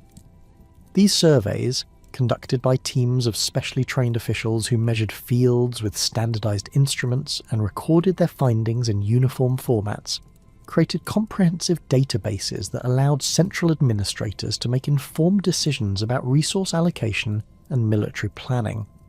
The resulting tax assessments, based on actual productive capacity rather than historical precedent or political negotiation, generated revenues that far exceeded what previous collection methods had achieved. The construction of road networks and communication systems that could support rapid military movements and administrative coordination represented another crucial innovation that distinguished Nobunaga's territorial organization from conventional daimyo domains. The systematic improvement of existing transportation routes, combined with the construction of new roads that connected strategic locations according to military rather than commercial priorities, created infrastructure capabilities that allowed armies to move between distant theatres of operation with unprecedented speed and efficiency. The establishment of relay stations equipped with fresh horses and supplies enabled messengers to maintain communication between central headquarters and provincial commanders across distances that had previously required weeks of travel time. Toyotomi Hideyoshi's rise from Ashigaru foot soldier to supreme military commander exemplified the social mobility that became possible under Nobunaga's merit-based administrative system, while his subsequent policies as national hegemon reflected both continuation and modification of his former master's revolutionary approaches to governance. Born into a peasant family in Owari province, Hideyoshi possessed no hereditary claim to warrior status or territorial authority, but his exceptional intelligence and administrative capabilities enabled him to advance through Nobunaga's military hierarchy until he commanded major independent operations. His success in capturing Takamatsu Castle in 1582 through the innovative technique of flooding the fortress by damming a nearby river demonstrated the tactical creativity that had characterized his entire career. Nobunaga's assassination at Honnoji Temple in June 1582 created a succession crisis that Hideyoshi resolved through a combination of military action and political maneuvering that established him as the dominant figure among Nobunaga's former vassals. His victory over Akechi Mitsuhide at the Battle of Yamazaki, achieved through forced marches that brought his army from distant Bitchu province to the Kyoto area in unprecedented time, demonstrated both his strategic understanding and his troops' exceptional discipline and loyalty. The subsequent negotiations with other Nobunaga generals, particularly Shibata Katsuie and Tokugawa Ieyasu, required diplomatic skills that enabled Hideyoshi to forge coalitions while isolating potential rivals who might challenge his emerging authority. The completion of national unification under Hideyoshi's leadership involved military campaigns that systematically eliminated the remaining independent daimyo while implementing administrative reforms that would prevent future fragmentation of central authority. His conquest of Kyushu during 1586 to 1587 required coordinating multiple armies across difficult terrain while negotiating the complex political relationships between local powers who had maintained their independence through centuries of shifting alliances and territorial disputes. The Shimazu family's final submission at Kagoshima marked the end of autonomous rule in Japan's southernmost regions, while demonstrating Hideyoshi's capacity for projecting military power across vast distances despite significant logistical challenges. The Siege of Odawara in 1590 represented the culmination of Hideyoshi's unification campaigns through its elimination of the Hojo family, the last major daimyo house that had maintained effective independence from central control. The massive fortress complex that the Hojo had constructed in the Kanto region incorporated the most advanced defensive technologies available, including multiple defensive lines, sophisticated water management systems, and provisions for withstanding extended sieges. Hideyoshi's successful reduction of this stronghold required mobilizing over 200,000 troops while coordinating naval operations that prevented supply shipments from reaching the besieged garrison through coastal routes. The implementation of the sword hunt policy beginning in 1588 represented Hideyoshi's most significant departure from traditional warrior practices through its systematic disarmament of the non-samurai population and the rigid enforcement of class distinctions that would define Japanese social organization for the next 3 centuries. The Katanagari orders required all farmers, artisans and merchants to surrender their weapons to government officials who melted down the collected swords and spears to provide metal for constructing a massive Buddha statue at Kyoto's Todaiji Temple. This policy served multiple purposes. It eliminated potential sources of armed resistance to central authority while creating clear legal distinctions between the warrior class and other social groups. The enforcement of these weapons confiscation orders required extensive bureaucratic machinery that could identify and collect privately owned arms while preventing the emergence of black market trade in forbidden weapons. Teams of government inspectors, accompanied by military escorts, conducted systematic searches of rural communities while offering rewards for information about concealed weapons and severe punishments for those who attempted to evade the collection requirements. The policy's success depended on cooperation from local administrators who understood their community's social dynamics and could identify individuals most likely to possess hidden weapons or resist government orders. The rigid class separation system that Hideyoshi implemented alongside the sword hunt created legal frameworks that prevented social mobility between the 4 officially recognized status groups: samurai, farmers, artisans, and merchants. These regulations specified appropriate occupations, residential locations, clothing styles, and even dietary restrictions for each class, while prohibiting marriage or adoption across status boundaries. The system's enforcement required detailed population registers that recorded every individual's official class designation, along with their family relationships and economic activities, creating administrative databases that enabled government officials to monitor compliance with social regulations.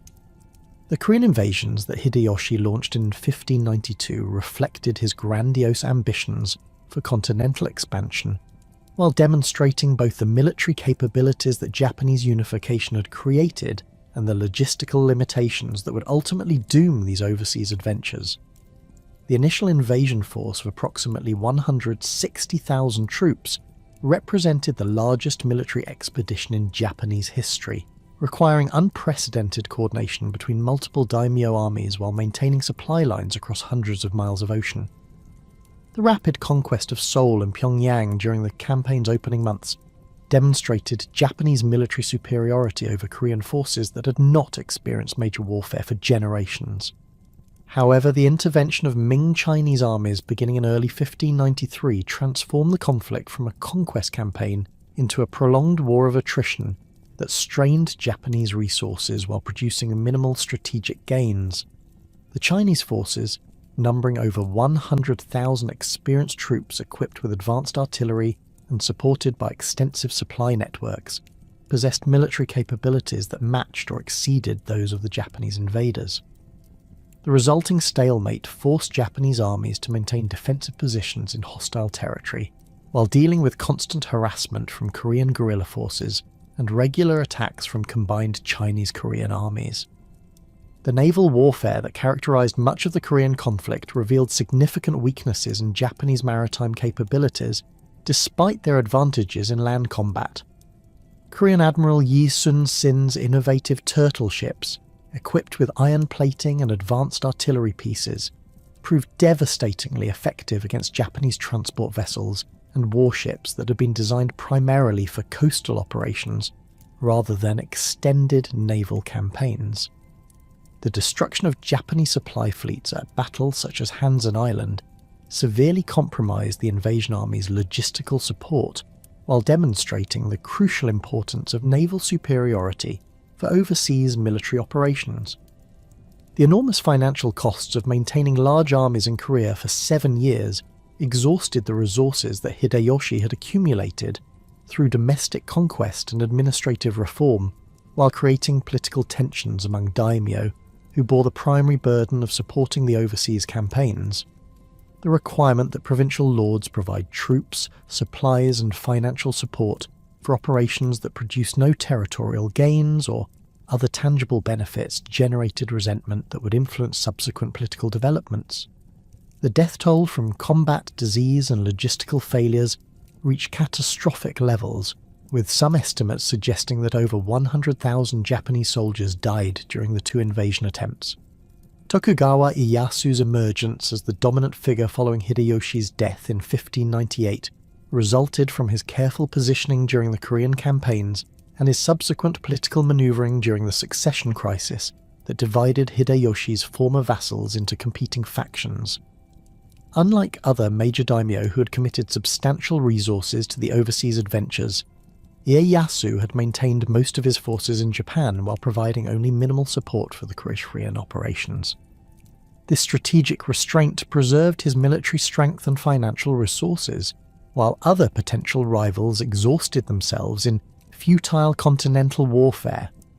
The Battle of Sekigahara, on October 21, 1600, determined the political future of unified Japan through a single decisive engagement that lasted less than 6 hours but involved over 150,000 warriors representing virtually every major daimyo family in the country.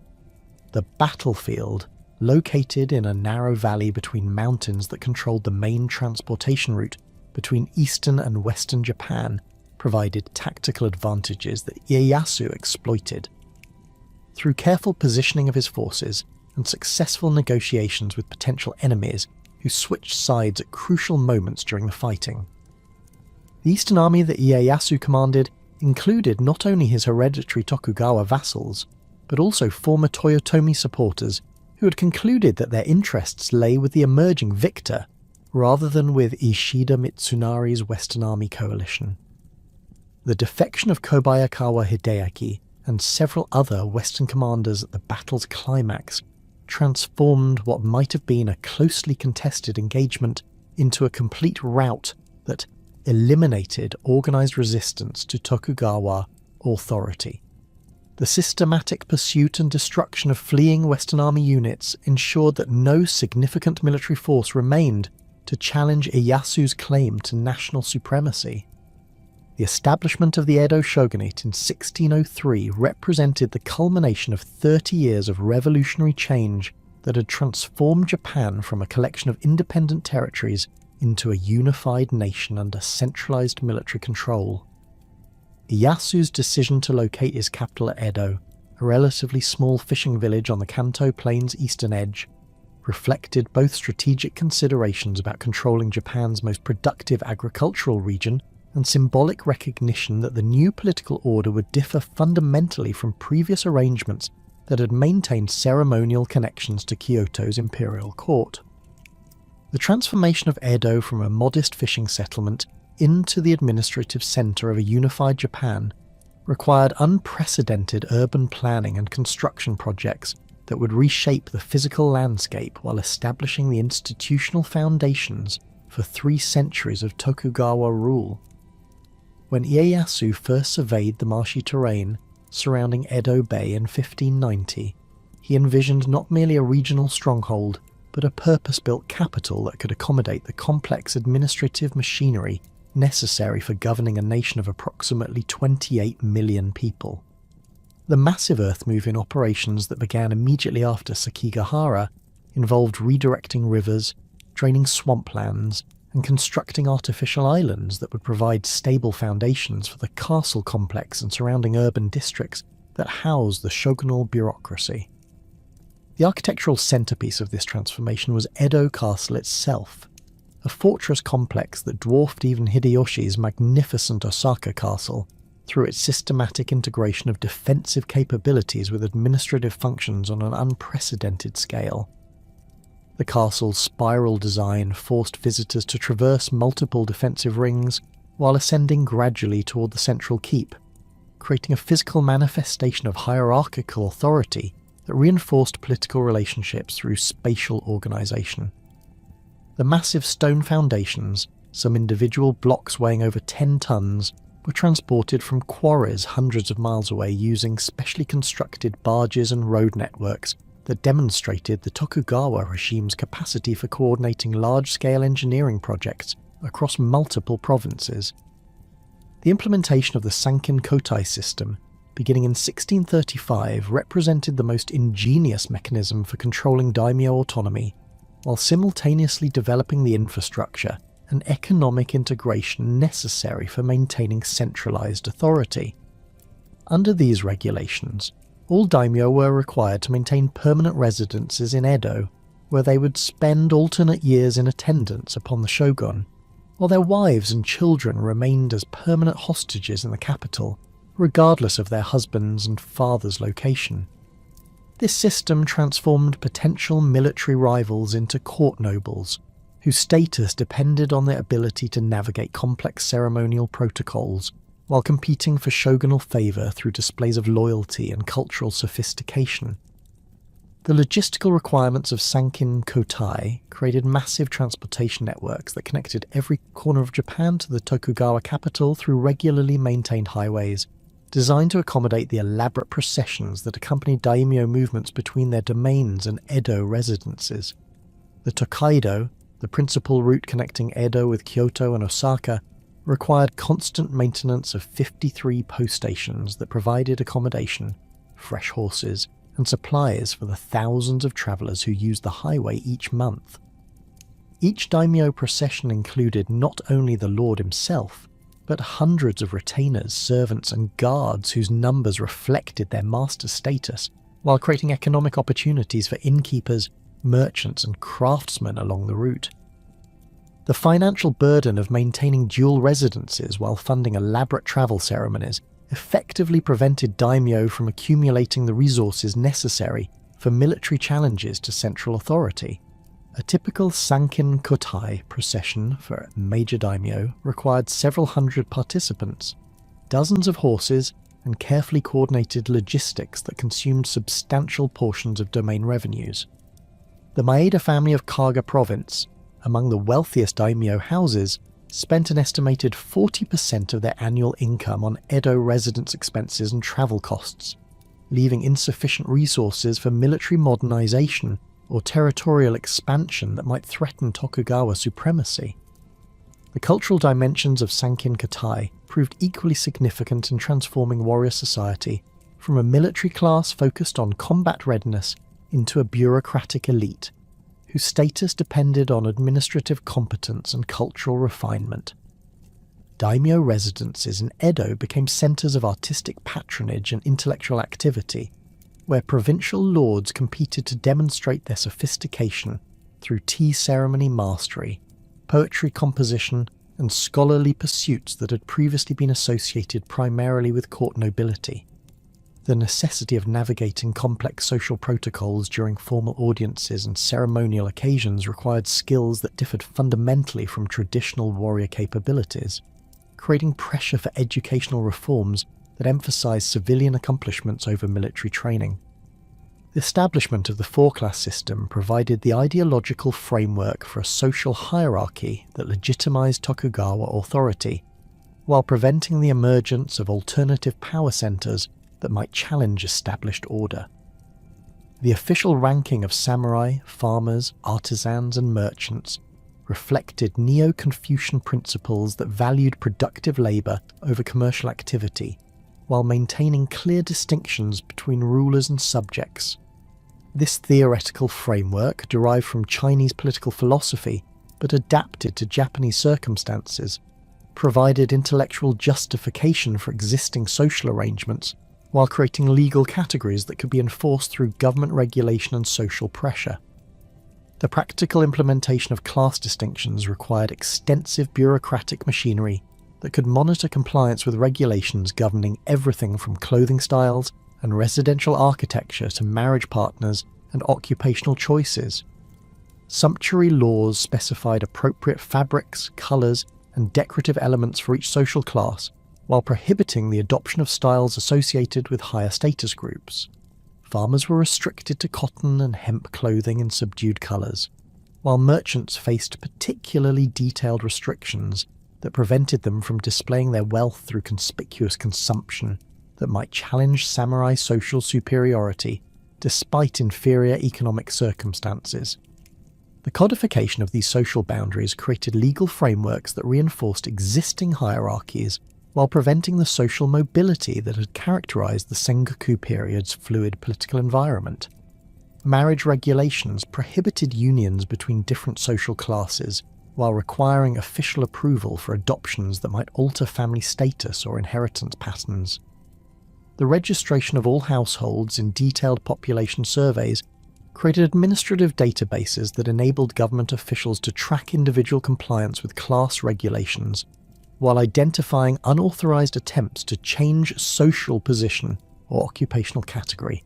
The transformation of samurai from professional warriors into civilian bureaucrats represented one of the most significant social changes in Japanese history, requiring fundamental alterations in education, lifestyle, and cultural values that had defined warrior identity for centuries. The elimination of warfare as a regular feature of Japanese life meant that traditional military skills became largely ceremonial accomplishments rather than practical necessities, forcing samurai families to develop alternative sources of status and income that could justify their privileged position within the social hierarchy. The development of castle towns throughout Japan created urban environments where samurai could pursue bureaucratic careers while maintaining their social distinction from merchant and artisan populations. These planned communities, constructed around daimyo residences according to standardized layouts that reflected Confucian principles of social organization, provided employment opportunities for educated samurai who could serve as administrators, teachers, and technical specialists within domain governments. The physical separation of samurai residential districts from commercial areas reinforced social boundaries while creating distinct urban spaces that reflected hierarchical relationships through architectural design and spatial organization. The educational reforms that accompanied this social transformation emphasized classical Chinese learning and administrative skills rather than military training and combat techniques that had previously defined samurai culture. Domain schools established throughout Japan provided instruction in Confucian philosophy, Chinese literature, and practical subjects such as mathematics and accounting that prepared young samurai for bureaucratic careers. The curriculum's focus on moral cultivation and intellectual development reflected Neo-Confucian beliefs about the relationship between personal character and effective governance, while creating shared cultural standards that unified the samurai class across regional boundaries. The implementation of sakoku policies beginning in the 1630s reflected Tokugawa concerns about foreign influences that might destabilize the carefully constructed social and political order that had emerged from decades of civil warfare. The exclusion of European missionaries and the severe restriction of international trade represented systematic attempts to control information flow and prevent the introduction of ideas or technologies that might challenge existing authority structures. The persecution of Christian communities, which culminated in the Shimabara Rebellion of 1637 to 1638, demonstrated the regime's willingness to employ extreme violence against religious movements that offered alternative sources of loyalty and authority. The destruction of Hara Castle during the Shimabara siege required mobilizing over 100,000 troops against approximately 27,000 Christian rebels who had fortified themselves in the abandoned fortress on the Shimabara Peninsula. The rebels, primarily peasants and ronin who had been driven to desperation by excessive taxation and religious persecution, demonstrated remarkable military competence despite their inferior numbers and equipment. Their effective use of firearms and disciplined defensive tactics prolonged the siege for several months while inflicting substantial casualties on government forces that had expected rapid victory over poorly armed insurgents. The rebellion's suppression marked the end of Christian influence in Japan, while establishing precedents for dealing with religious and social movements that challenged Tokugawa authority. The systematic execution of captured rebels, including women and children who had participated in the defense, demonstrated the regime's determination to eliminate any trace of Christian organization or belief. The subsequent prohibition of all Christian literature and religious artifacts, combined with the requirement that all Japanese families register with Buddhist temples, created surveillance mechanisms that could detect and prevent the revival of forbidden religious practices. The restriction of foreign trade to the single port of Nagasaki, where Dutch and Chinese merchants operated under strict government supervision, enabled the Tokugawa regime to control the flow of foreign goods and ideas while maintaining access to essential imports such as silk, sugar, and medicinal products. The artificial island of Dejima, constructed specifically to house Dutch traders, created a controlled environment where international commerce could continue without allowing foreign influences to penetrate Japanese society. The elaborate regulations governing these trade relationships specified acceptable goods, limited the number of foreign residents, and required detailed reporting of all commercial transactions to government officials. The economic consequences of Sakoku policies included both benefits and costs that would influence Japanese development for the remainder of the Edo period.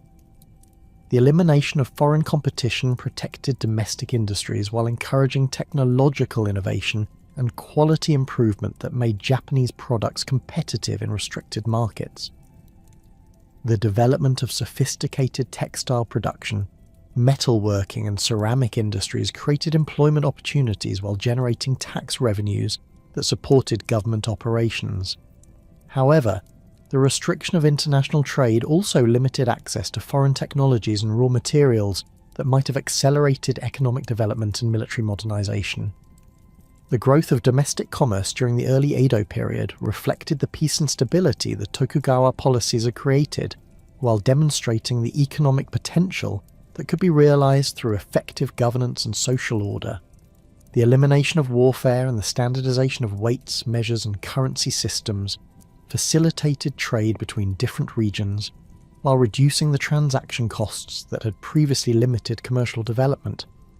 The construction of improved transportation networks, including both highways and coastal shipping routes, enabled merchants to move goods efficiently across long distances while creating integrated markets that could support specialized production and regional economic development. The emergence of Osaka as Japan's commercial center reflected the city's strategic location at the intersection of major transportation routes, while demonstrating the economic integration that characterized the early Edo period. The city's rice market became the national center for grain trading, with prices established in Osaka serving as benchmarks for agricultural transactions throughout Japan. The development of sophisticated financial instruments, including promissory notes and credit arrangements that enabled long-distance trade without physical transportation of currency, created banking systems that could support increasingly complex commercial relationships between merchants in different regions. The urbanization that accompanied commercial development created new social environments where traditional class boundaries became more fluid despite official regulations that maintained legal distinctions between social groups. Edo's population grew from approximately 100,000 in 1600 to over 1 million by 1700, making it one of the world's largest cities, while creating unprecedented concentrations of people from different social backgrounds living in close proximity. The development of distinct urban districts that catered to different social classes created opportunities for cultural exchange and economic cooperation that transcended official social boundaries while maintaining the appearance of hierarchical order. The entertainment districts that emerged in major cities provided venues where merchants, artisans, and even samurai could interact in environments that temporarily suspended normal social restrictions, while creating new forms of cultural expression that reflected urban sensibilities. The development of kabuki theatre, ukiyo-e woodblock printing, and other popular arts reflected the aesthetic preferences and economic capabilities of urban populations who possessed both the leisure time and disposable income necessary for supporting professional entertainers and artists. These cultural innovations created distinctly Japanese art forms that combined traditional techniques with contemporary themes while appealing to audiences that included members of multiple social classes. The technological developments that occurred during this period of isolation demonstrated Japanese capabilities for innovation and adaptation that could operate independently of foreign influences while building upon existing knowledge and skills. The improvement of agricultural techniques, including the development of new crop varieties and more efficient farming methods, increased food production sufficiently to support growing urban populations, while generating agricultural surpluses that could be invested in other economic activities. The advancement of manufacturing technologies, particularly in textiles and metalworking, created products that met both domestic demand and the limited export opportunities available through controlled foreign trade. The administrative foundations that had enabled Tokugawa control during the 17th century provided the structural framework for an unprecedented cultural and economic flowering that would transform Japan into one of the world's most sophisticated societies by 1750. The Genroku period, spanning roughly from 1688 to 1704, marked the emergence of a distinctly urban culture that challenged traditional assumptions about social hierarchy while creating new forms of artistic expression that reflected the economic vitality and intellectual sophistication of Japan's growing merchant communities. The concentration of wealth in major cities, particularly Edo, Osaka, and Kyoto, generated unprecedented demand for entertainment, luxury goods, and cultural refinement that could no longer be satisfied by the austere aesthetic traditions associated with samurai culture or the formal ceremonial practices of the imperial court. The development of kabuki theatre during this period represented a revolutionary departure from the highly stylized no-drama that had dominated Japanese theatrical tradition for centuries, where no performances appealed primarily to educated elites who possessed the classical learning necessary to appreciate subtle literary allusions and symbolic representations. Kabuki emerged as a popular entertainment form that combined spectacular visual effects with contemporary social commentary in ways that resonated with urban audiences regardless of their educational background or social status. The elaborate costumes, featuring brilliant silk fabrics dyed in colours that violated sumptuary laws restricting common address, created visual spectacles that challenged official social boundaries while demonstrating the economic power of merchant patrons who funded these productions. The female impersonators who specialised in onagata roles developed performance techniques of extraordinary sophistication that transformed gender representation into high art through their meticulous attention to movement, voice modulation, and costume design.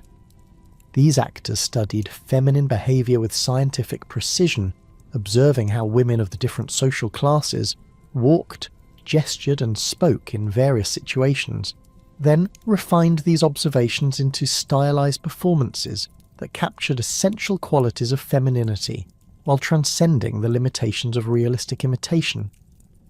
The most accomplished onagata performers commanded salaries that exceeded those of many samurai officials, while attracting devoted followings among both male and female audience members who appreciated their artistic achievements.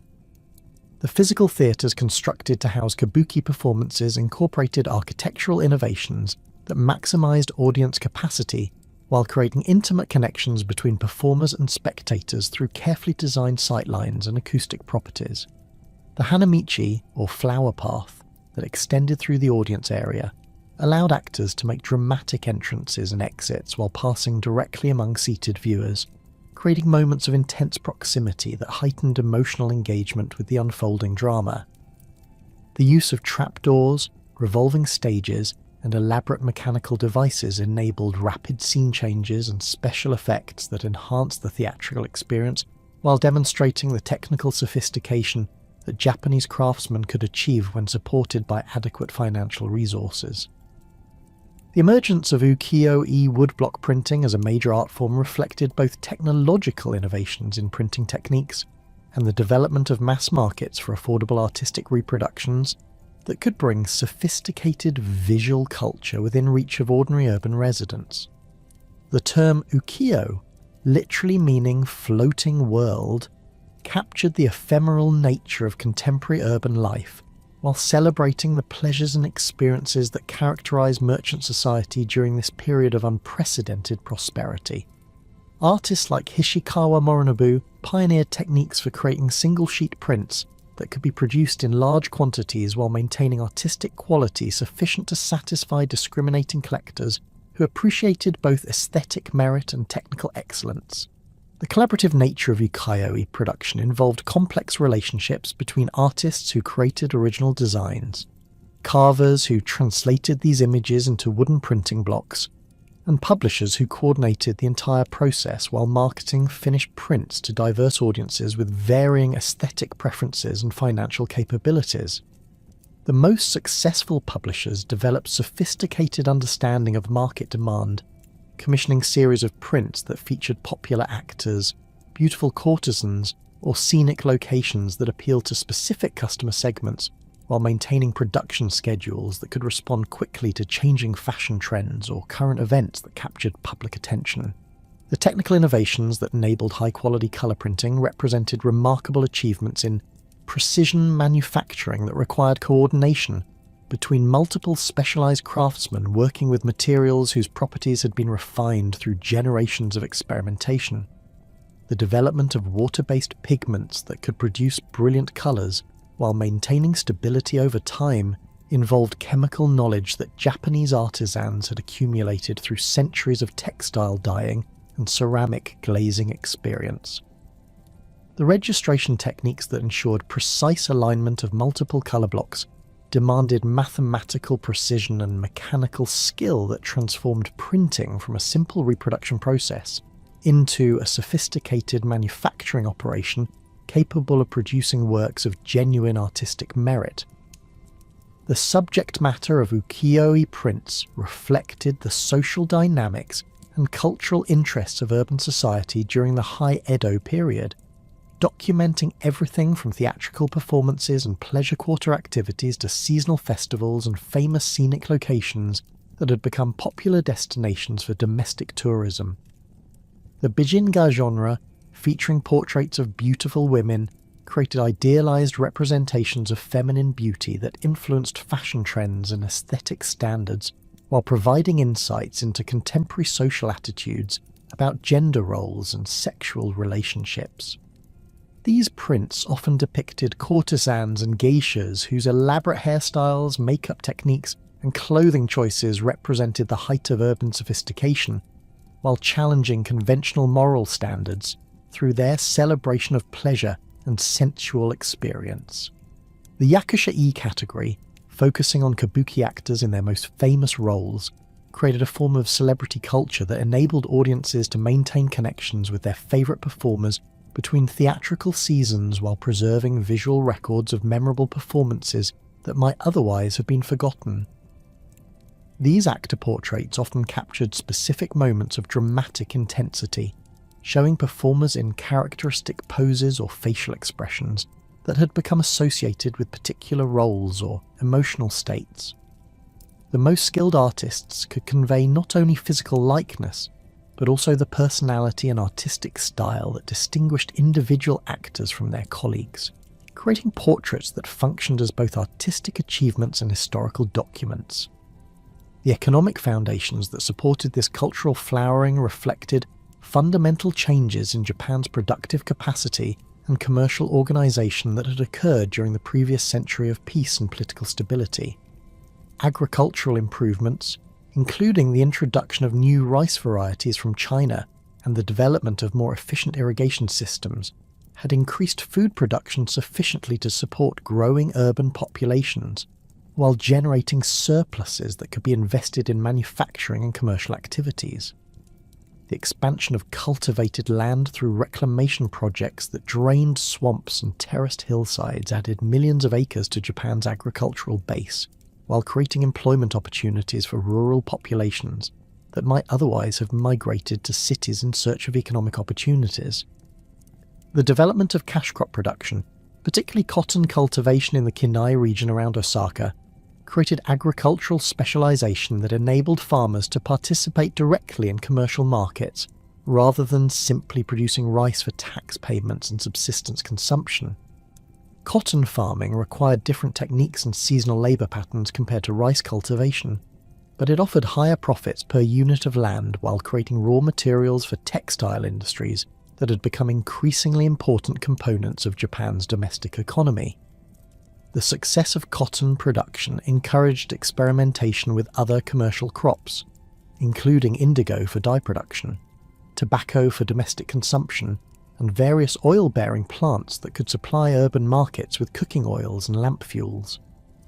The proto-industrialization that emerged during this period involved the development of manufacturing systems that combined traditional craft techniques with organizational innovations that could achieve economies of scale while maintaining quality standards that satisfied discriminating consumers. The textile industry in regions like Nishijin near Kyoto employed thousands of skilled weavers who produced silk fabrics of extraordinary complexity and beauty, using techniques that had been refined over generations of artistic development. These workshops operated according to sophisticated division of labour principles that allowed individual craftsmen to specialize in specific aspects of production, while contributing to finished products that exceeded what any single artisan could have accomplished working independently. The sake brewing industry exemplified the technological sophistication that Japanese manufacturers could achieve through systematic experimentation and quality improvement over extended periods. The development of precise fermentation control techniques, involving careful monitoring of temperature, humidity, and timing throughout the brewing process, enabled the production of alcoholic beverages that varied significantly in flavour, aroma, and alcohol content according to specific regional preferences and seasonal requirements. The most successful breweries developed proprietary methods that were closely guarded trade secrets, while building reputations for consistent quality that enabled them to command premium prices in competitive markets. The emergence of a national market system during this period reflected improvements in transportation infrastructure and communication networks that enabled merchants to coordinate commercial activities across vast distances while managing the complex logistics required for moving goods between regions with different seasonal production cycles and consumer preferences. The development of coastal shipping routes that connected major ports created efficient transportation systems for bulk commodities like rice, salt, and timber that formed the foundation of interregional trade. These maritime networks required substantial investments in shipbuilding technology and navigation expertise, but they provided transportation costs that were significantly lower than overland alternatives while enabling the movement of goods that would have been prohibitively expensive to transport by other means. The financial innovations that supported this expanding commercial activity included the development of sophisticated credit systems and banking arrangements that could facilitate long-distance trade without requiring the physical transportation of currency across dangerous or inconvenient routes. Merchant houses in major cities established correspondent relationships with trading partners in distant regions, creating networks of mutual trust and shared information that enabled complex transactions involving multiple parties and extended time periods. The use of promissory notes and letters of credit reduced the risks associated with long-distance commerce, while enabling merchants to leverage their capital more effectively through financial instruments that had been adapted from Chinese and European models to suit Japanese commercial practices. The rise of the shonen class during this period represented a fundamental challenge to official social hierarchies that placed merchants at the bottom of the four-class system, despite their growing economic power and cultural influence. Wealthy merchant families accumulated fortunes that dwarfed the incomes of many samurai officials while developing lifestyles that emphasize luxury consumption and cultural refinement in ways that directly contradicted sumptuary laws designed to maintain visible distinctions between social classes. The most successful merchants built elaborate residences that incorporated architectural features traditionally reserved for samurai or court nobility, while furnishing these homes with art collections and luxury goods that demonstrated their sophisticated aesthetic sensibilities. The cultural patronage activities of wealthy merchants created alternative sources of artistic support that operated independently of official government sponsorship while reflecting commercial rather than political priorities in their selection of projects and artists. Merchant families commissioned major works of art, funded theatrical productions, and supported literary publications that celebrated urban culture and commercial success rather than traditional warrior values or classical Chinese learning. This patronage created opportunities for artists and entertainers who might not have found support within conventional cultural institutions, while encouraging artistic innovations that reflected contemporary social realities rather than historical precedents or foreign models. The educational expansion that occurred during this period reflected both government initiatives designed to improve administrative efficiency and private efforts to provide practical training that could enhance economic opportunities for ambitious individuals regardless of their social background. The establishment of terokoya, or temple schools, throughout Japan created educational opportunities that extended far beyond the samurai class to include merchant and artisan families who recognized that literacy and numerical skills had become essential requirements for success in an increasingly complex commercial environment. These schools typically operated in Buddhist temples using donated space and equipment, while employing teachers who combined religious instruction with practical subjects like reading, writing, arithmetic, and basic accounting procedures. The curriculum of terokoya schools emphasized practical skills that students could apply immediately in commercial or craft activities rather than the classical Chinese learning that dominated samurai education. Students learned to read and write using texts that dealt with contemporary business practices, legal procedures, and technical information, rather than ancient philosophical works or historical chronicles that had little relevance to their daily lives. The arithmetic instruction included techniques for calculating interest rates, currency conversions, and measurement systems that were essential for commercial transactions, while providing mathematical foundations that could support more advanced technical training in specialized crafts or manufacturing processes. The Han schools established by domain governments provided more advanced education for samurai children, while creating institutional frameworks that could adapt Confucian educational principles to the practical requirements of bureaucratic administration in peacetime society. These schools developed standardized curricula that combined classical learning with practical subjects like mathematics, geography, and technical skills that were necessary for effective governance in an increasingly complex administrative environment. The emphasis on moral cultivation and character development reflected Neo-Confucian beliefs about the relationship between personal virtue and political effectiveness, while creating shared cultural values that unified the samurai class across regional boundaries. The literacy rates that resulted from this educational expansion reached levels that were unprecedented in world history for societies that had not experienced widespread industrialization or democratic political development. Contemporary estimates suggest that male literacy rates in urban areas exceeded 80% by the mid-18th century, while rural literacy rates approached 40%, despite the absence of compulsory education laws or government mandates requiring basic education for all citizens. These achievements reflected both the practical value that Japanese society placed on literacy skills and the institutional innovations that made education accessible to broad segments of the population, regardless of their social status or economic circumstances. The publishing industry that emerged to serve this literate population created mass markets for books, periodicals, and popular literature that reflected contemporary interests and concerns, rather than traditional scholarly or religious themes. Commercial publishers developed sophisticated understanding of reader preferences, while creating distribution networks that could deliver printed materials to customers throughout Japan, despite the geographical barriers and transportation limitations that had previously restricted information flow.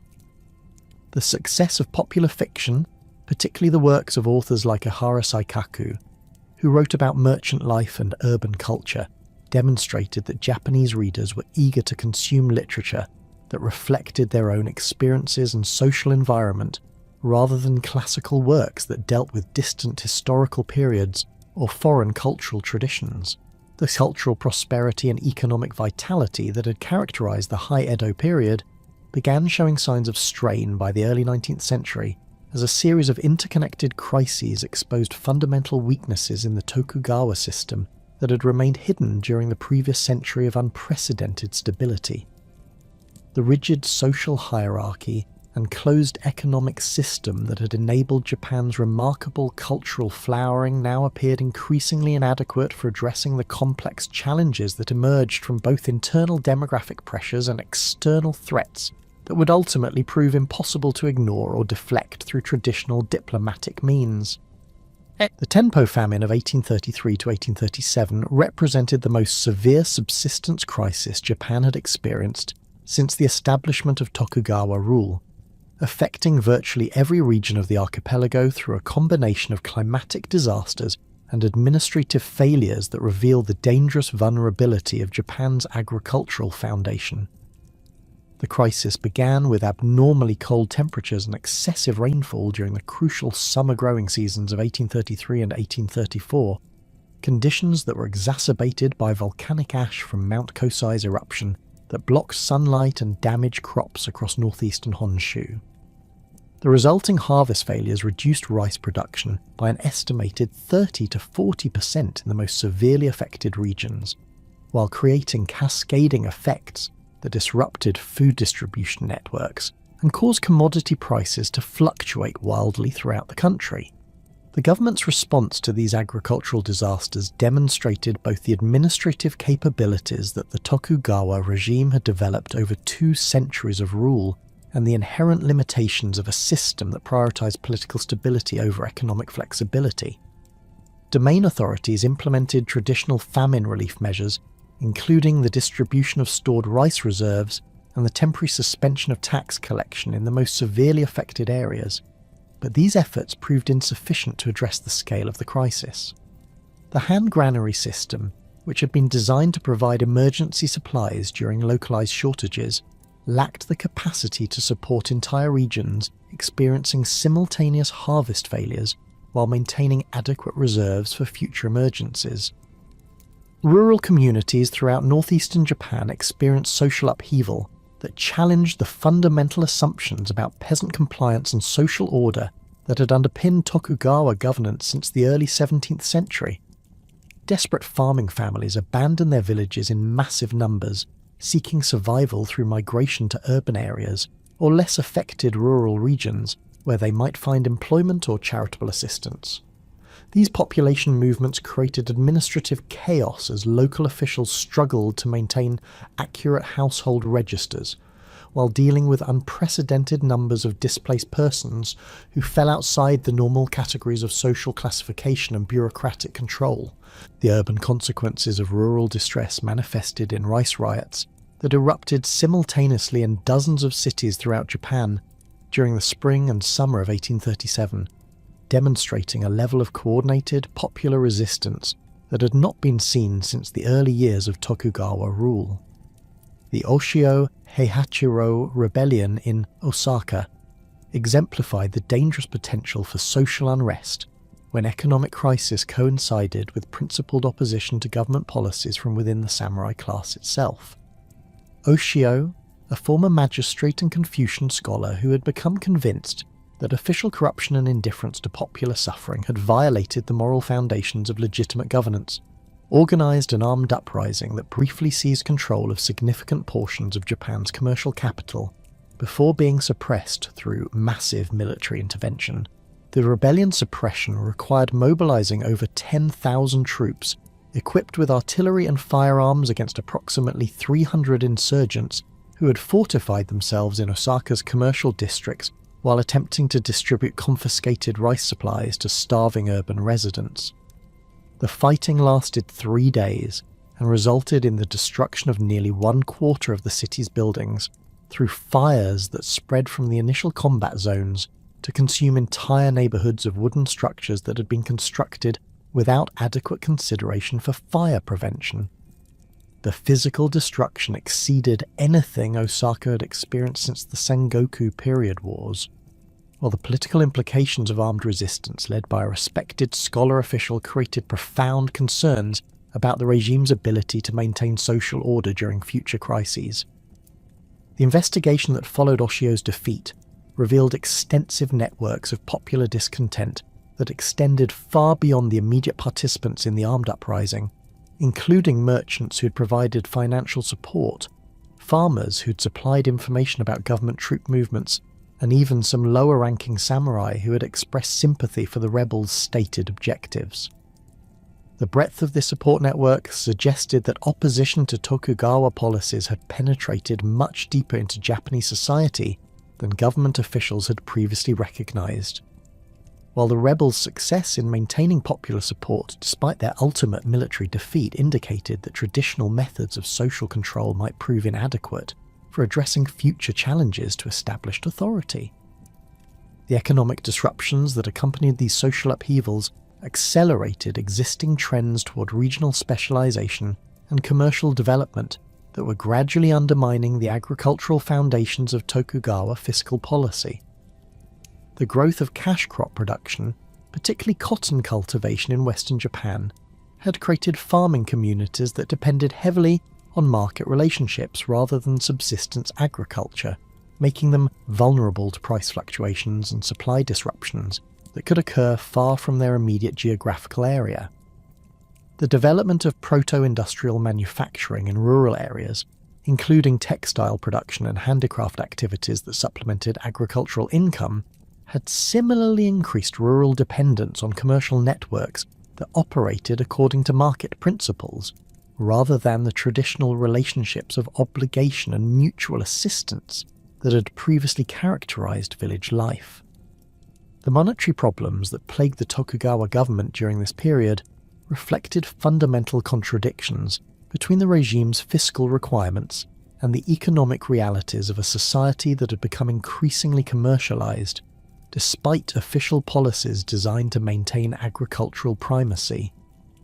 The debasement of gold and silver currency that began during the late 18th century had created inflationary pressures that eroded the purchasing power of fixed samurai stipends, while benefiting merchants and manufacturers who could adjust their prices to reflect changing monetary conditions.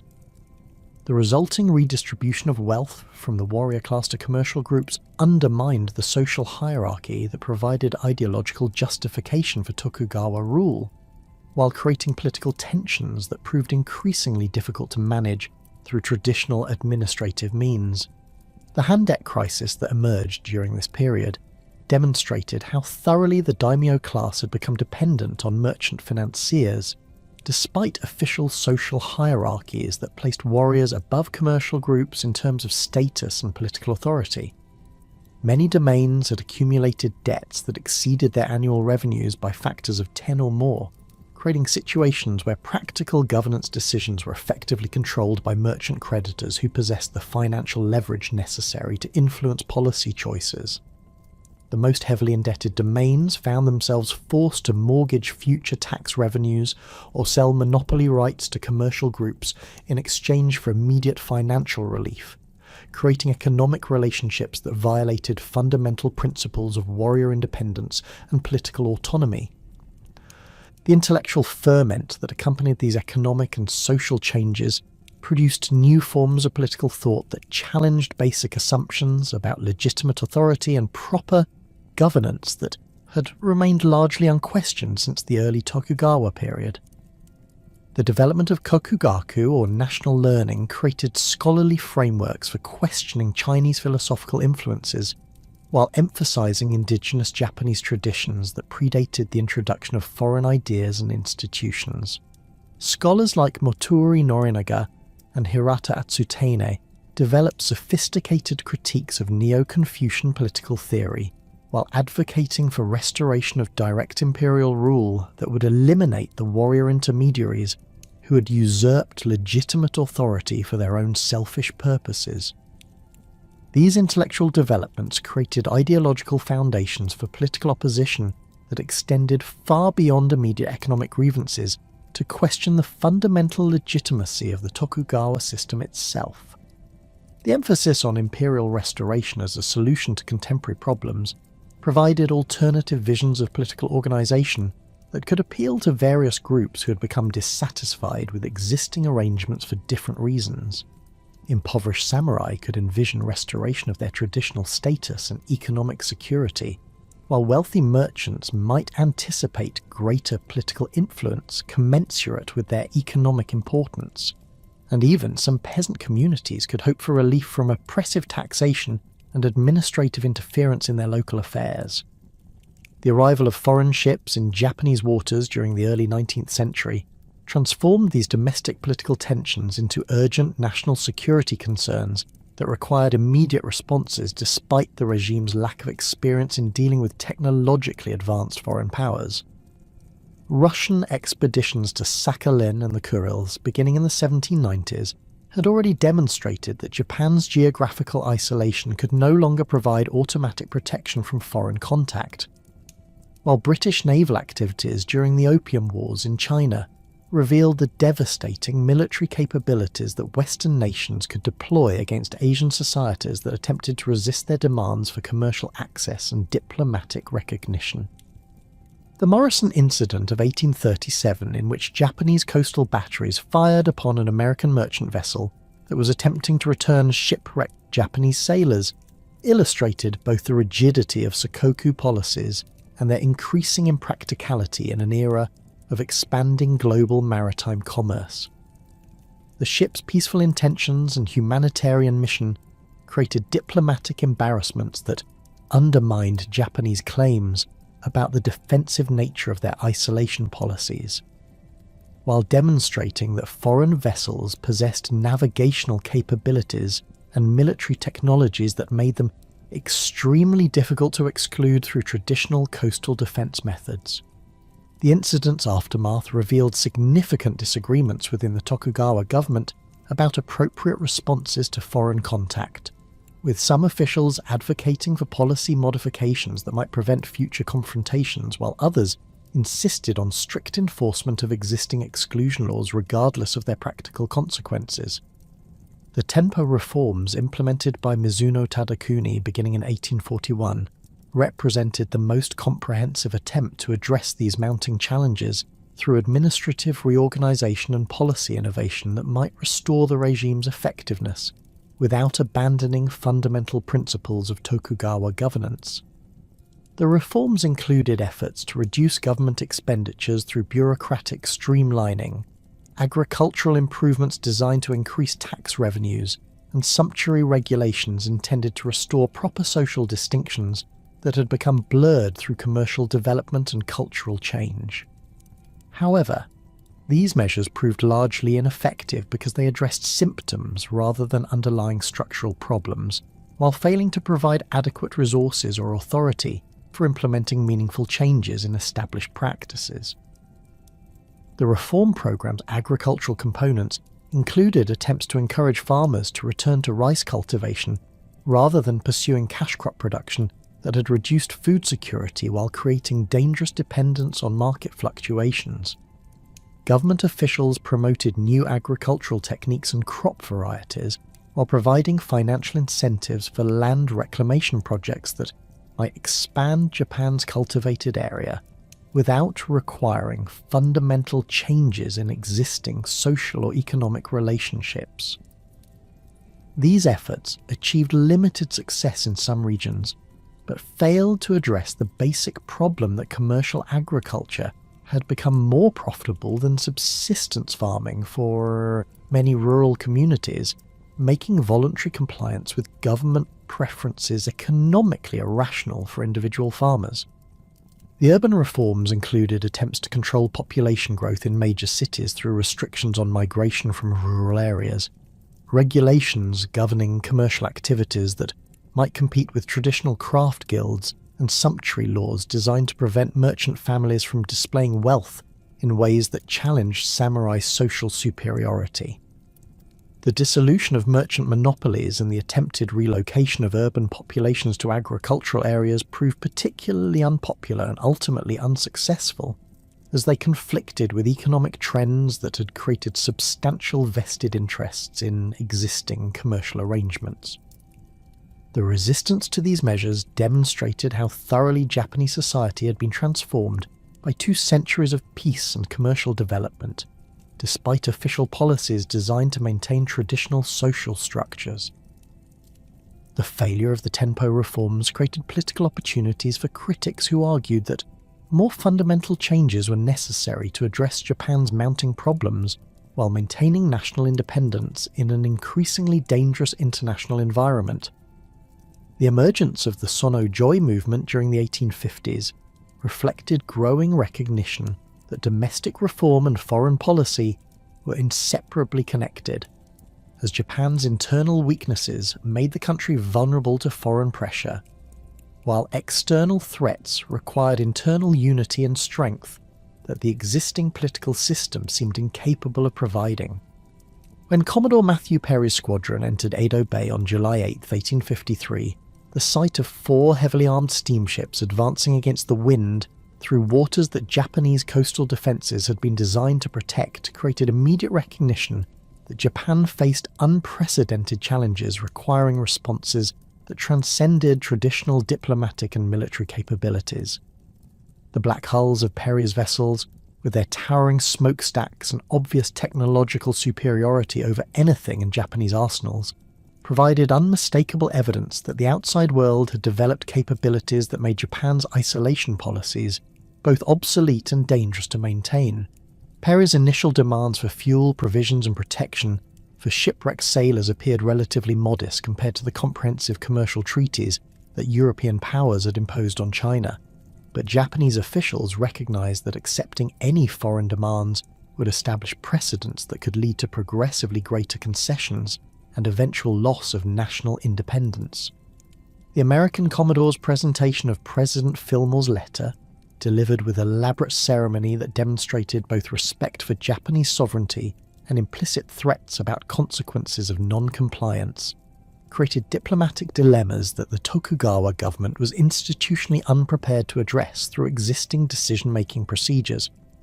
The year-long deliberation period that Perry allowed before returning for a definitive response provided opportunities for extensive consultation between the shogunate and various daimyo, whose cooperation would be essential for implementing any agreement with foreign powers.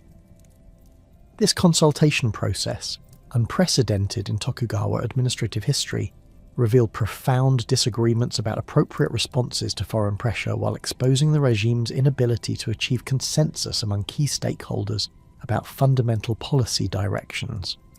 Some domains advocated for immediate military resistance regardless of the probable outcome, while others supported negotiated accommodation that might preserve some degree of autonomy while avoiding destructive warfare against technologically superior opponents.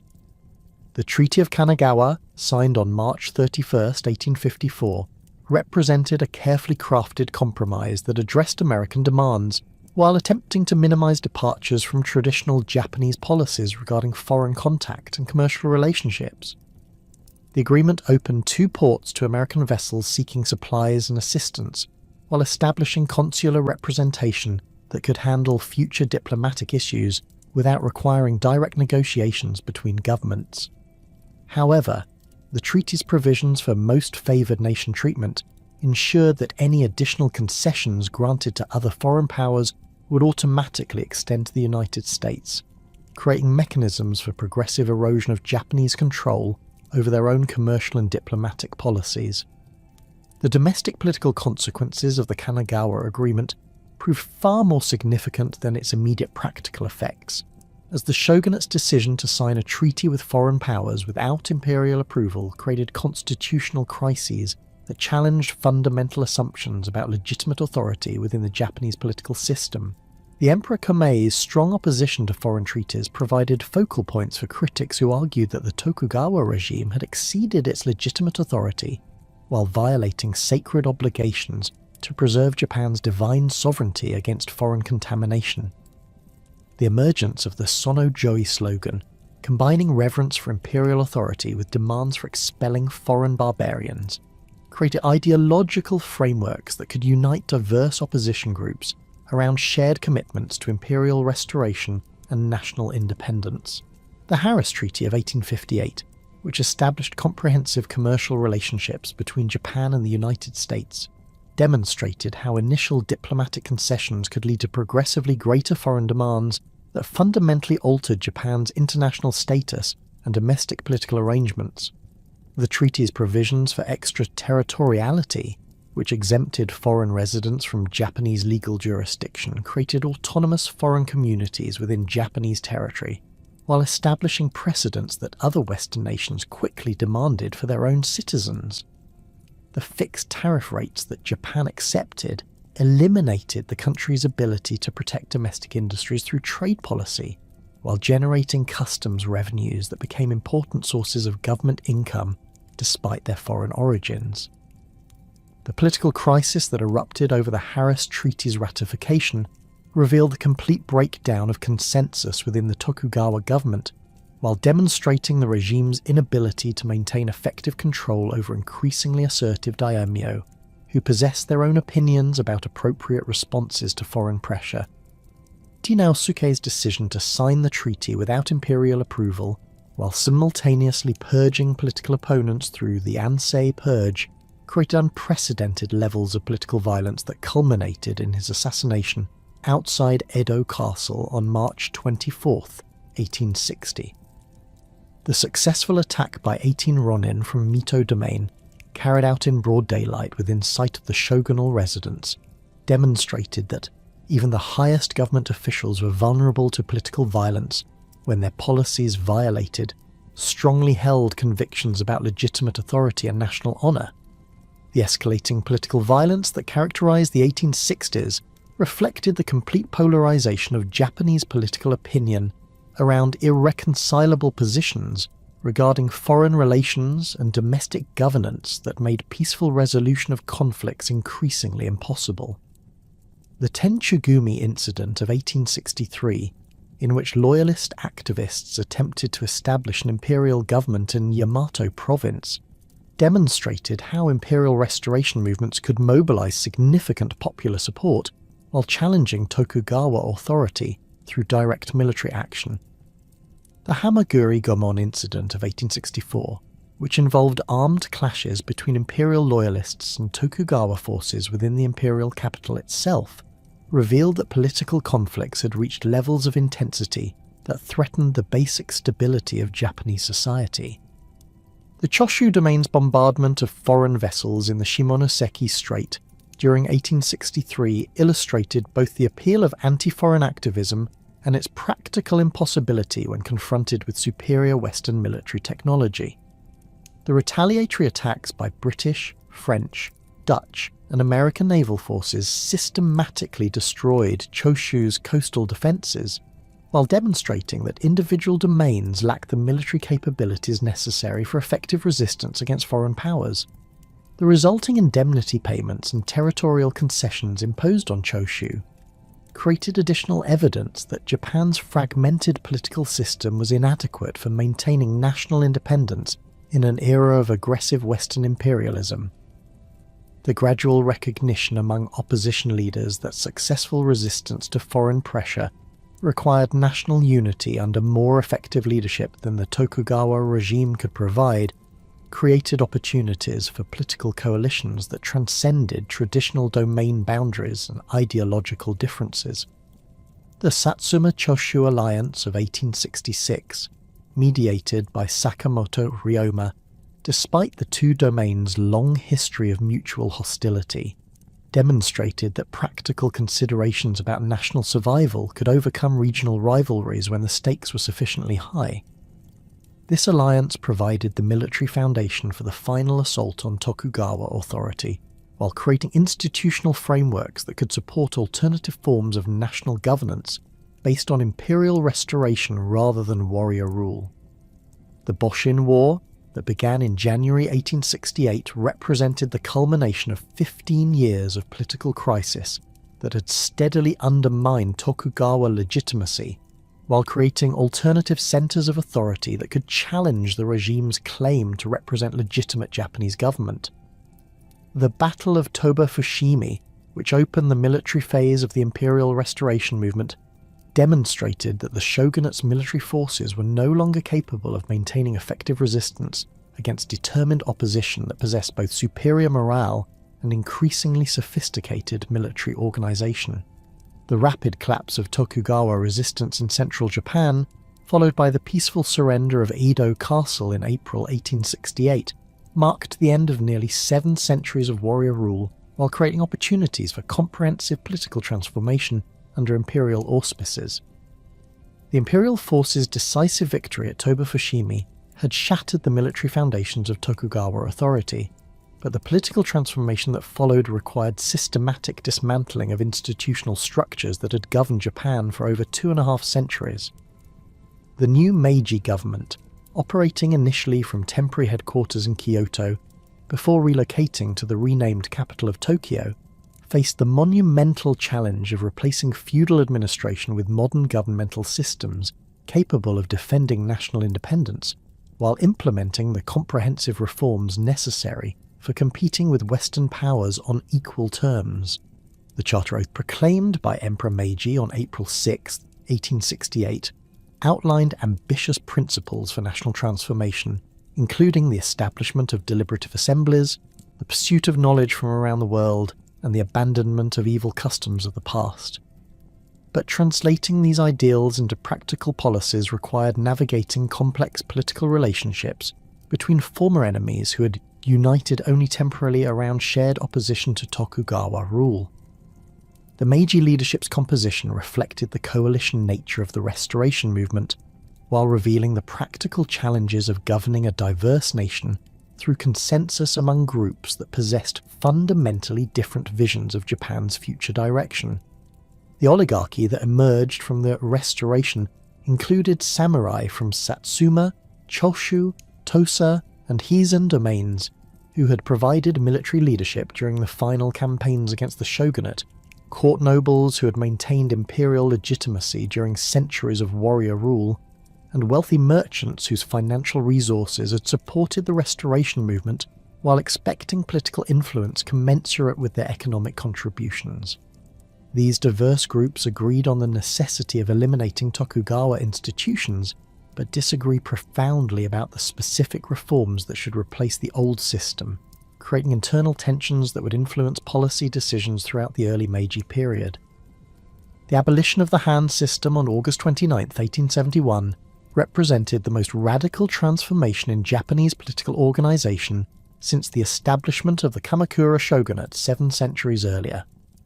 The replacement of approximately 260 semi-autonomous domains with 72 prefectures under direct central government control eliminated the feudal territorial structure that had provided the foundation for warrior rule while creating administrative uniformity that could support national policies regarding taxation, military service, and legal procedures. The implementation of this reform required extraordinary political skill from Meiji leaders who had to convince powerful daimyo to voluntarily surrender their hereditary authority in exchange for government positions and financial compensation that provided personal security while serving broader national interests. The process of Han abolition began with careful negotiations between central government representatives and individual daimyo, who controlled territories essential for national unity and defense. The leaders of Satsuma, Choshu, Tosa, and Hizen domains, whose military contributions had been crucial for restoration success, agreed to surrender their Han in exchange for prominent positions within the new government structure, creating precedents that other daimyo found difficult to resist without appearing disloyal to imperial authority. The government's promise to assume responsibility for Han debts, which totaled an estimated 40 million REAO across all domains, provided crucial financial incentives for daimyo cooperation, while demonstrating the new regime's commitment to honouring existing obligations despite their feudal origins. The administrative machinery required for implementing prefectural government involved recruiting and training thousands of officials who could manage local affairs according to centralised policies rather than traditional domain customs that had varied significantly across different regions. The new prefectural governors, appointed directly by the central government rather than inheriting their positions through feudal succession, possessed educational backgrounds in Western administrative methods and legal procedures that enabled them to implement modern governmental practices while maintaining effective communication with Tokyo headquarters. The establishment of standardized administrative procedures, including uniform taxation systems, legal codes, and record-keeping methods, created bureaucratic capabilities that could coordinate national policies across vast territories while providing the detailed information necessary for informed decision-making about resource allocation and development priorities. The transformation of the samurai class presented even greater challenges than administrative reorganization, because it required fundamental changes in the identity and economic foundation of approximately 400,000 warrior families who had defined themselves through military service and social privilege for generations. The government's initial approach attempted to preserve samurai status while redirecting their activities towards civilian occupations that could contribute to national modernization and economic development. The establishment of the Kazoku and Shizoku classes created new hierarchical categories that maintained formal recognition of former samurai status, while encouraging adaptation to contemporary economic realities through education, business investment, and professional careers that utilized their administrative experience and educational advantages. The abolition of samurai stipends, implemented gradually between 1873 and 1876, eliminated the hereditary income that had supported warrior families since the establishment of the Tokugawa system, while forcing former samurai to seek alternative sources of livelihood in an increasingly competitive economic environment. The government's commutation of rice, stipends into government bonds provided some financial security for the transition period, but the bonds' declining value and the absence of guaranteed employment opportunities created severe hardships for many samurai families who lacked the capital or skills necessary for successful adaptation to commercial or professional careers. The most severely affected families faced genuine destitution as their traditional sources of income disappeared, while new economic opportunities remained limited to those who possessed either substantial capital for business investment or specialized knowledge that could command premium wages in emerging industries. The prohibition of sword wearing, formally implemented through the Haitarai Edict of March 28, 1876, represented the most symbolically significant assault on samurai identity through its elimination of the visible markers that had distinguished the warrior class from other social groups for centuries. The katana and wakizashi that samurai had worn as symbols of their status and instruments of their profession became illegal accessories that marked their bearers as criminals subject to arrest and punishment by police forces that increasingly included former commoners armed with modern weapons and legal authority. The psychological impact of this prohibition extended far beyond its practical effects, as many samurai experienced the loss of their swords as a fundamental attack on their masculine identity and social worth that reduced them to the level of ordinary citizens without special privileges or recognition. The resistance to these reforms culminated in a series of samurai rebellions that tested the new government's military capabilities while demonstrating the depth of opposition to the elimination of traditional warrior privileges. The Saga Rebellion of 1874, led by Eto Shinpei, who had previously served in the Meiji government, before becoming disillusioned with its policies, involved approximately 2,500 former samurai who attempted to restore traditional domain autonomy while protesting the abolition of their hereditary rights and privileges. The rebellion's rapid suppression by government forces, equipped with modern rifles and artillery, demonstrated both the obsolescence of traditional samurai military methods and the new regime's determination to eliminate armed resistance to its modernization policies, regardless of the social status or previous service records of the rebels. The Satsuma Rebellion of 1877, led by Saigo Takamori, who had been one of the most prominent leaders of the Meiji Restoration, represented the largest and most serious challenge to the new government's authority while symbolizing the fundamental incompatibility between traditional samurai values and modern state requirements. Saigo's army of approximately 40,000 former samurai from Kyushu domains employed traditional weapons and tactics against government forces that included peasant conscripts armed with modern rifles and supported by artillery units trained according to Western military principles. The siege of Kumamoto Castle, which lasted for 53 days during the spring of 1877, demonstrated both the tactical skill and ultimate futility of samurai resistance against opponents who possessed superior numbers, equipment, and logistical support. The rebellion's conclusion at the Battle of Shiroyama on September 24th, 1877, marked the final defeat of organized samurai resistance to Meiji modernization, while providing a dramatic illustration of the transformation that Japanese society had undergone during the previous decade. Saigo's final charge, with approximately 400 surviving followers against government positions defended by thousands of conscript soldiers equipped with modern weapons, represented a deliberate choice of death over surrender that reflected traditional warrior values while acknowledging the impossibility of victory against the forces of modernization. The battle's outcome, with the complete destruction of the rebel force and Saigo's ritual suicide, eliminated the last significant military threat to the Meiji government while creating a martyred hero whose memory would influence Japanese nationalism for generations. The establishment of universal military conscription through the Military Service Law of January 10, 1873, fundamentally altered the relationship between military service and social status, while creating national armed forces that could defend Japan against foreign threats without relying on traditional warrior classes whose loyalty to the new regime remained questionable.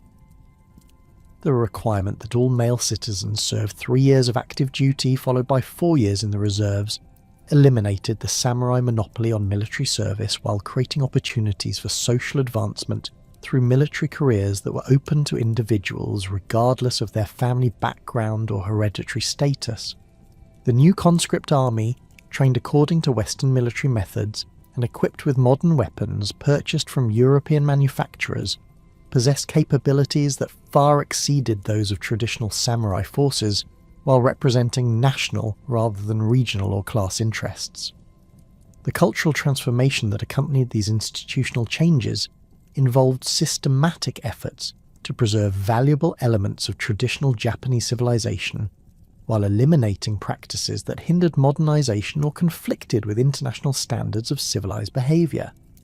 The government's promotion of bushidō as a national ethical system attempted to extract moral principles from samurai culture while divorcing them from the feudal social relationships and violent practices that had characterized warrior society during the Edo period. This idealized version of warrior values emphasized loyalty, courage, and self-sacrifice as universal virtues that could inspire all Japanese citizens rather than exclusive privileges of a hereditary military class, creating cultural foundations for modern nationalism that drew upon historical traditions while adapting them to contemporary requirements. The preservation of traditional arts and crafts received government support through policies that recognised their cultural value while encouraging adaptation to modern economic conditions and international markets. The establishment of art schools and cultural institutions provided training opportunities for traditional craftsmen, while creating new markets for their products among both domestic consumers who appreciated historical continuity and foreign buyers who valued Japanese artistic achievements. The transformation of sword-making from a military necessity into an artistic pursuit exemplified this cultural adaptation, as master swordsmiths continued practicing their craft while producing ceremonial weapons and artistic objects that preserved traditional techniques while serving contemporary aesthetic rather than military purposes. The integration of Western knowledge and technology proceeded through systematic study missions and educational exchanges that enabled Japanese scholars and officials to acquire practical expertise while maintaining critical perspective on foreign institutions and practices. The Iwakura mission, which departed Japan in December 1871 for an 18-month tour of the United States and Europe, provided first-hand observation of Western governmental systems, industrial technologies and educational methods, while enabling Japanese leaders to negotiate treaty revisions and establish diplomatic relationships based on mutual respect rather than the unequal agreements imposed during the 1850s. The mission's detailed reports on Western achievements and failures provided essential information for policy decisions about which foreign innovations should be adopted and which aspects of Japanese tradition should be preserved or modified. The economic foundations for these transformations required fundamental changes in land tenure, taxation, and commercial regulation that could generate the revenues necessary for supporting modern government operations while encouraging productive investment and technological innovation. The land tax reform of 1873 replaced the traditional rice tax with monetary payments based on assessed land values, creating predictable government revenues while enabling farmers to make independent decisions about crop selection and agricultural methods based on market conditions rather than tax requirements. The establishment of modern banking systems, stock exchanges and commercial law provided institutional frameworks for capital formation and business development, while protecting property rights and contractual relationships according to international standards. The social implications of these economic changes extended far beyond immediate financial considerations to influence family relationships, community structures, and individual opportunities in ways that fundamentally altered Japanese society while preserving essential cultural continuities. The elimination of hereditary occupational restrictions enabled individuals to pursue careers based on personal ability and interest rather than family tradition, creating unprecedented social mobility while generating anxiety among groups whose status had depended on traditional hierarchical arrangements. The emergence of new professional and commercial elites drawn from diverse social backgrounds created alternative sources of leadership and influence, while challenging established patterns of deference and authority that had characterized feudal society. The educational system that emerged during this period reflected both practical requirements for training citizens capable of participating effectively in modern society and cultural commitments to preserving Japanese identity while acquiring universal knowledge and skills. The education system, Order of 1872, established compulsory elementary education for all children regardless of social background, while creating institutional frameworks for secondary and higher education that could produce the technical specialists and administrative personnel required for national modernization. The curriculum combined basic literacy and numerical skills with moral instruction based on traditional Japanese values, creating educational experiences that prepared students for contemporary challenges while maintaining cultural continuity with historical traditions. The international recognition that Japan achieved through these comprehensive reforms demonstrated that non-Western societies could successfully adapt to modern requirements while preserving their cultural identity and political independence.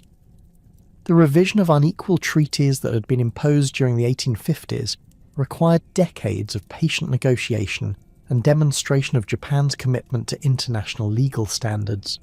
But the eventual achievement of tariff autonomy and elimination of extraterritoriality marked Japan's acceptance as an equal member of the international community.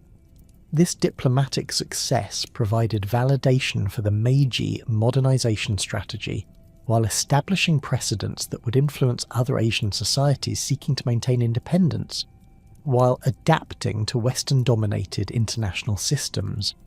The completion of Japan's feudal transformation by 1871 marked the end of a political and social system that had governed the archipelago for nearly 7 centuries, while creating foundations for the modern nation-state that would emerge as a major world power within a single generation.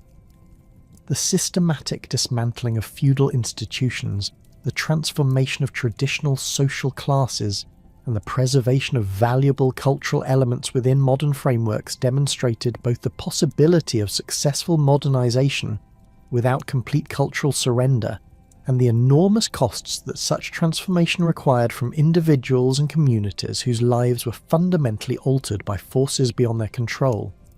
The Meiji Restoration's achievement in creating effective modern government while maintaining Japanese independence provided a model for other societies facing similar challenges, while the human costs of this transformation served as reminders that historical progress often requires sacrifice from those who experience its immediate effects.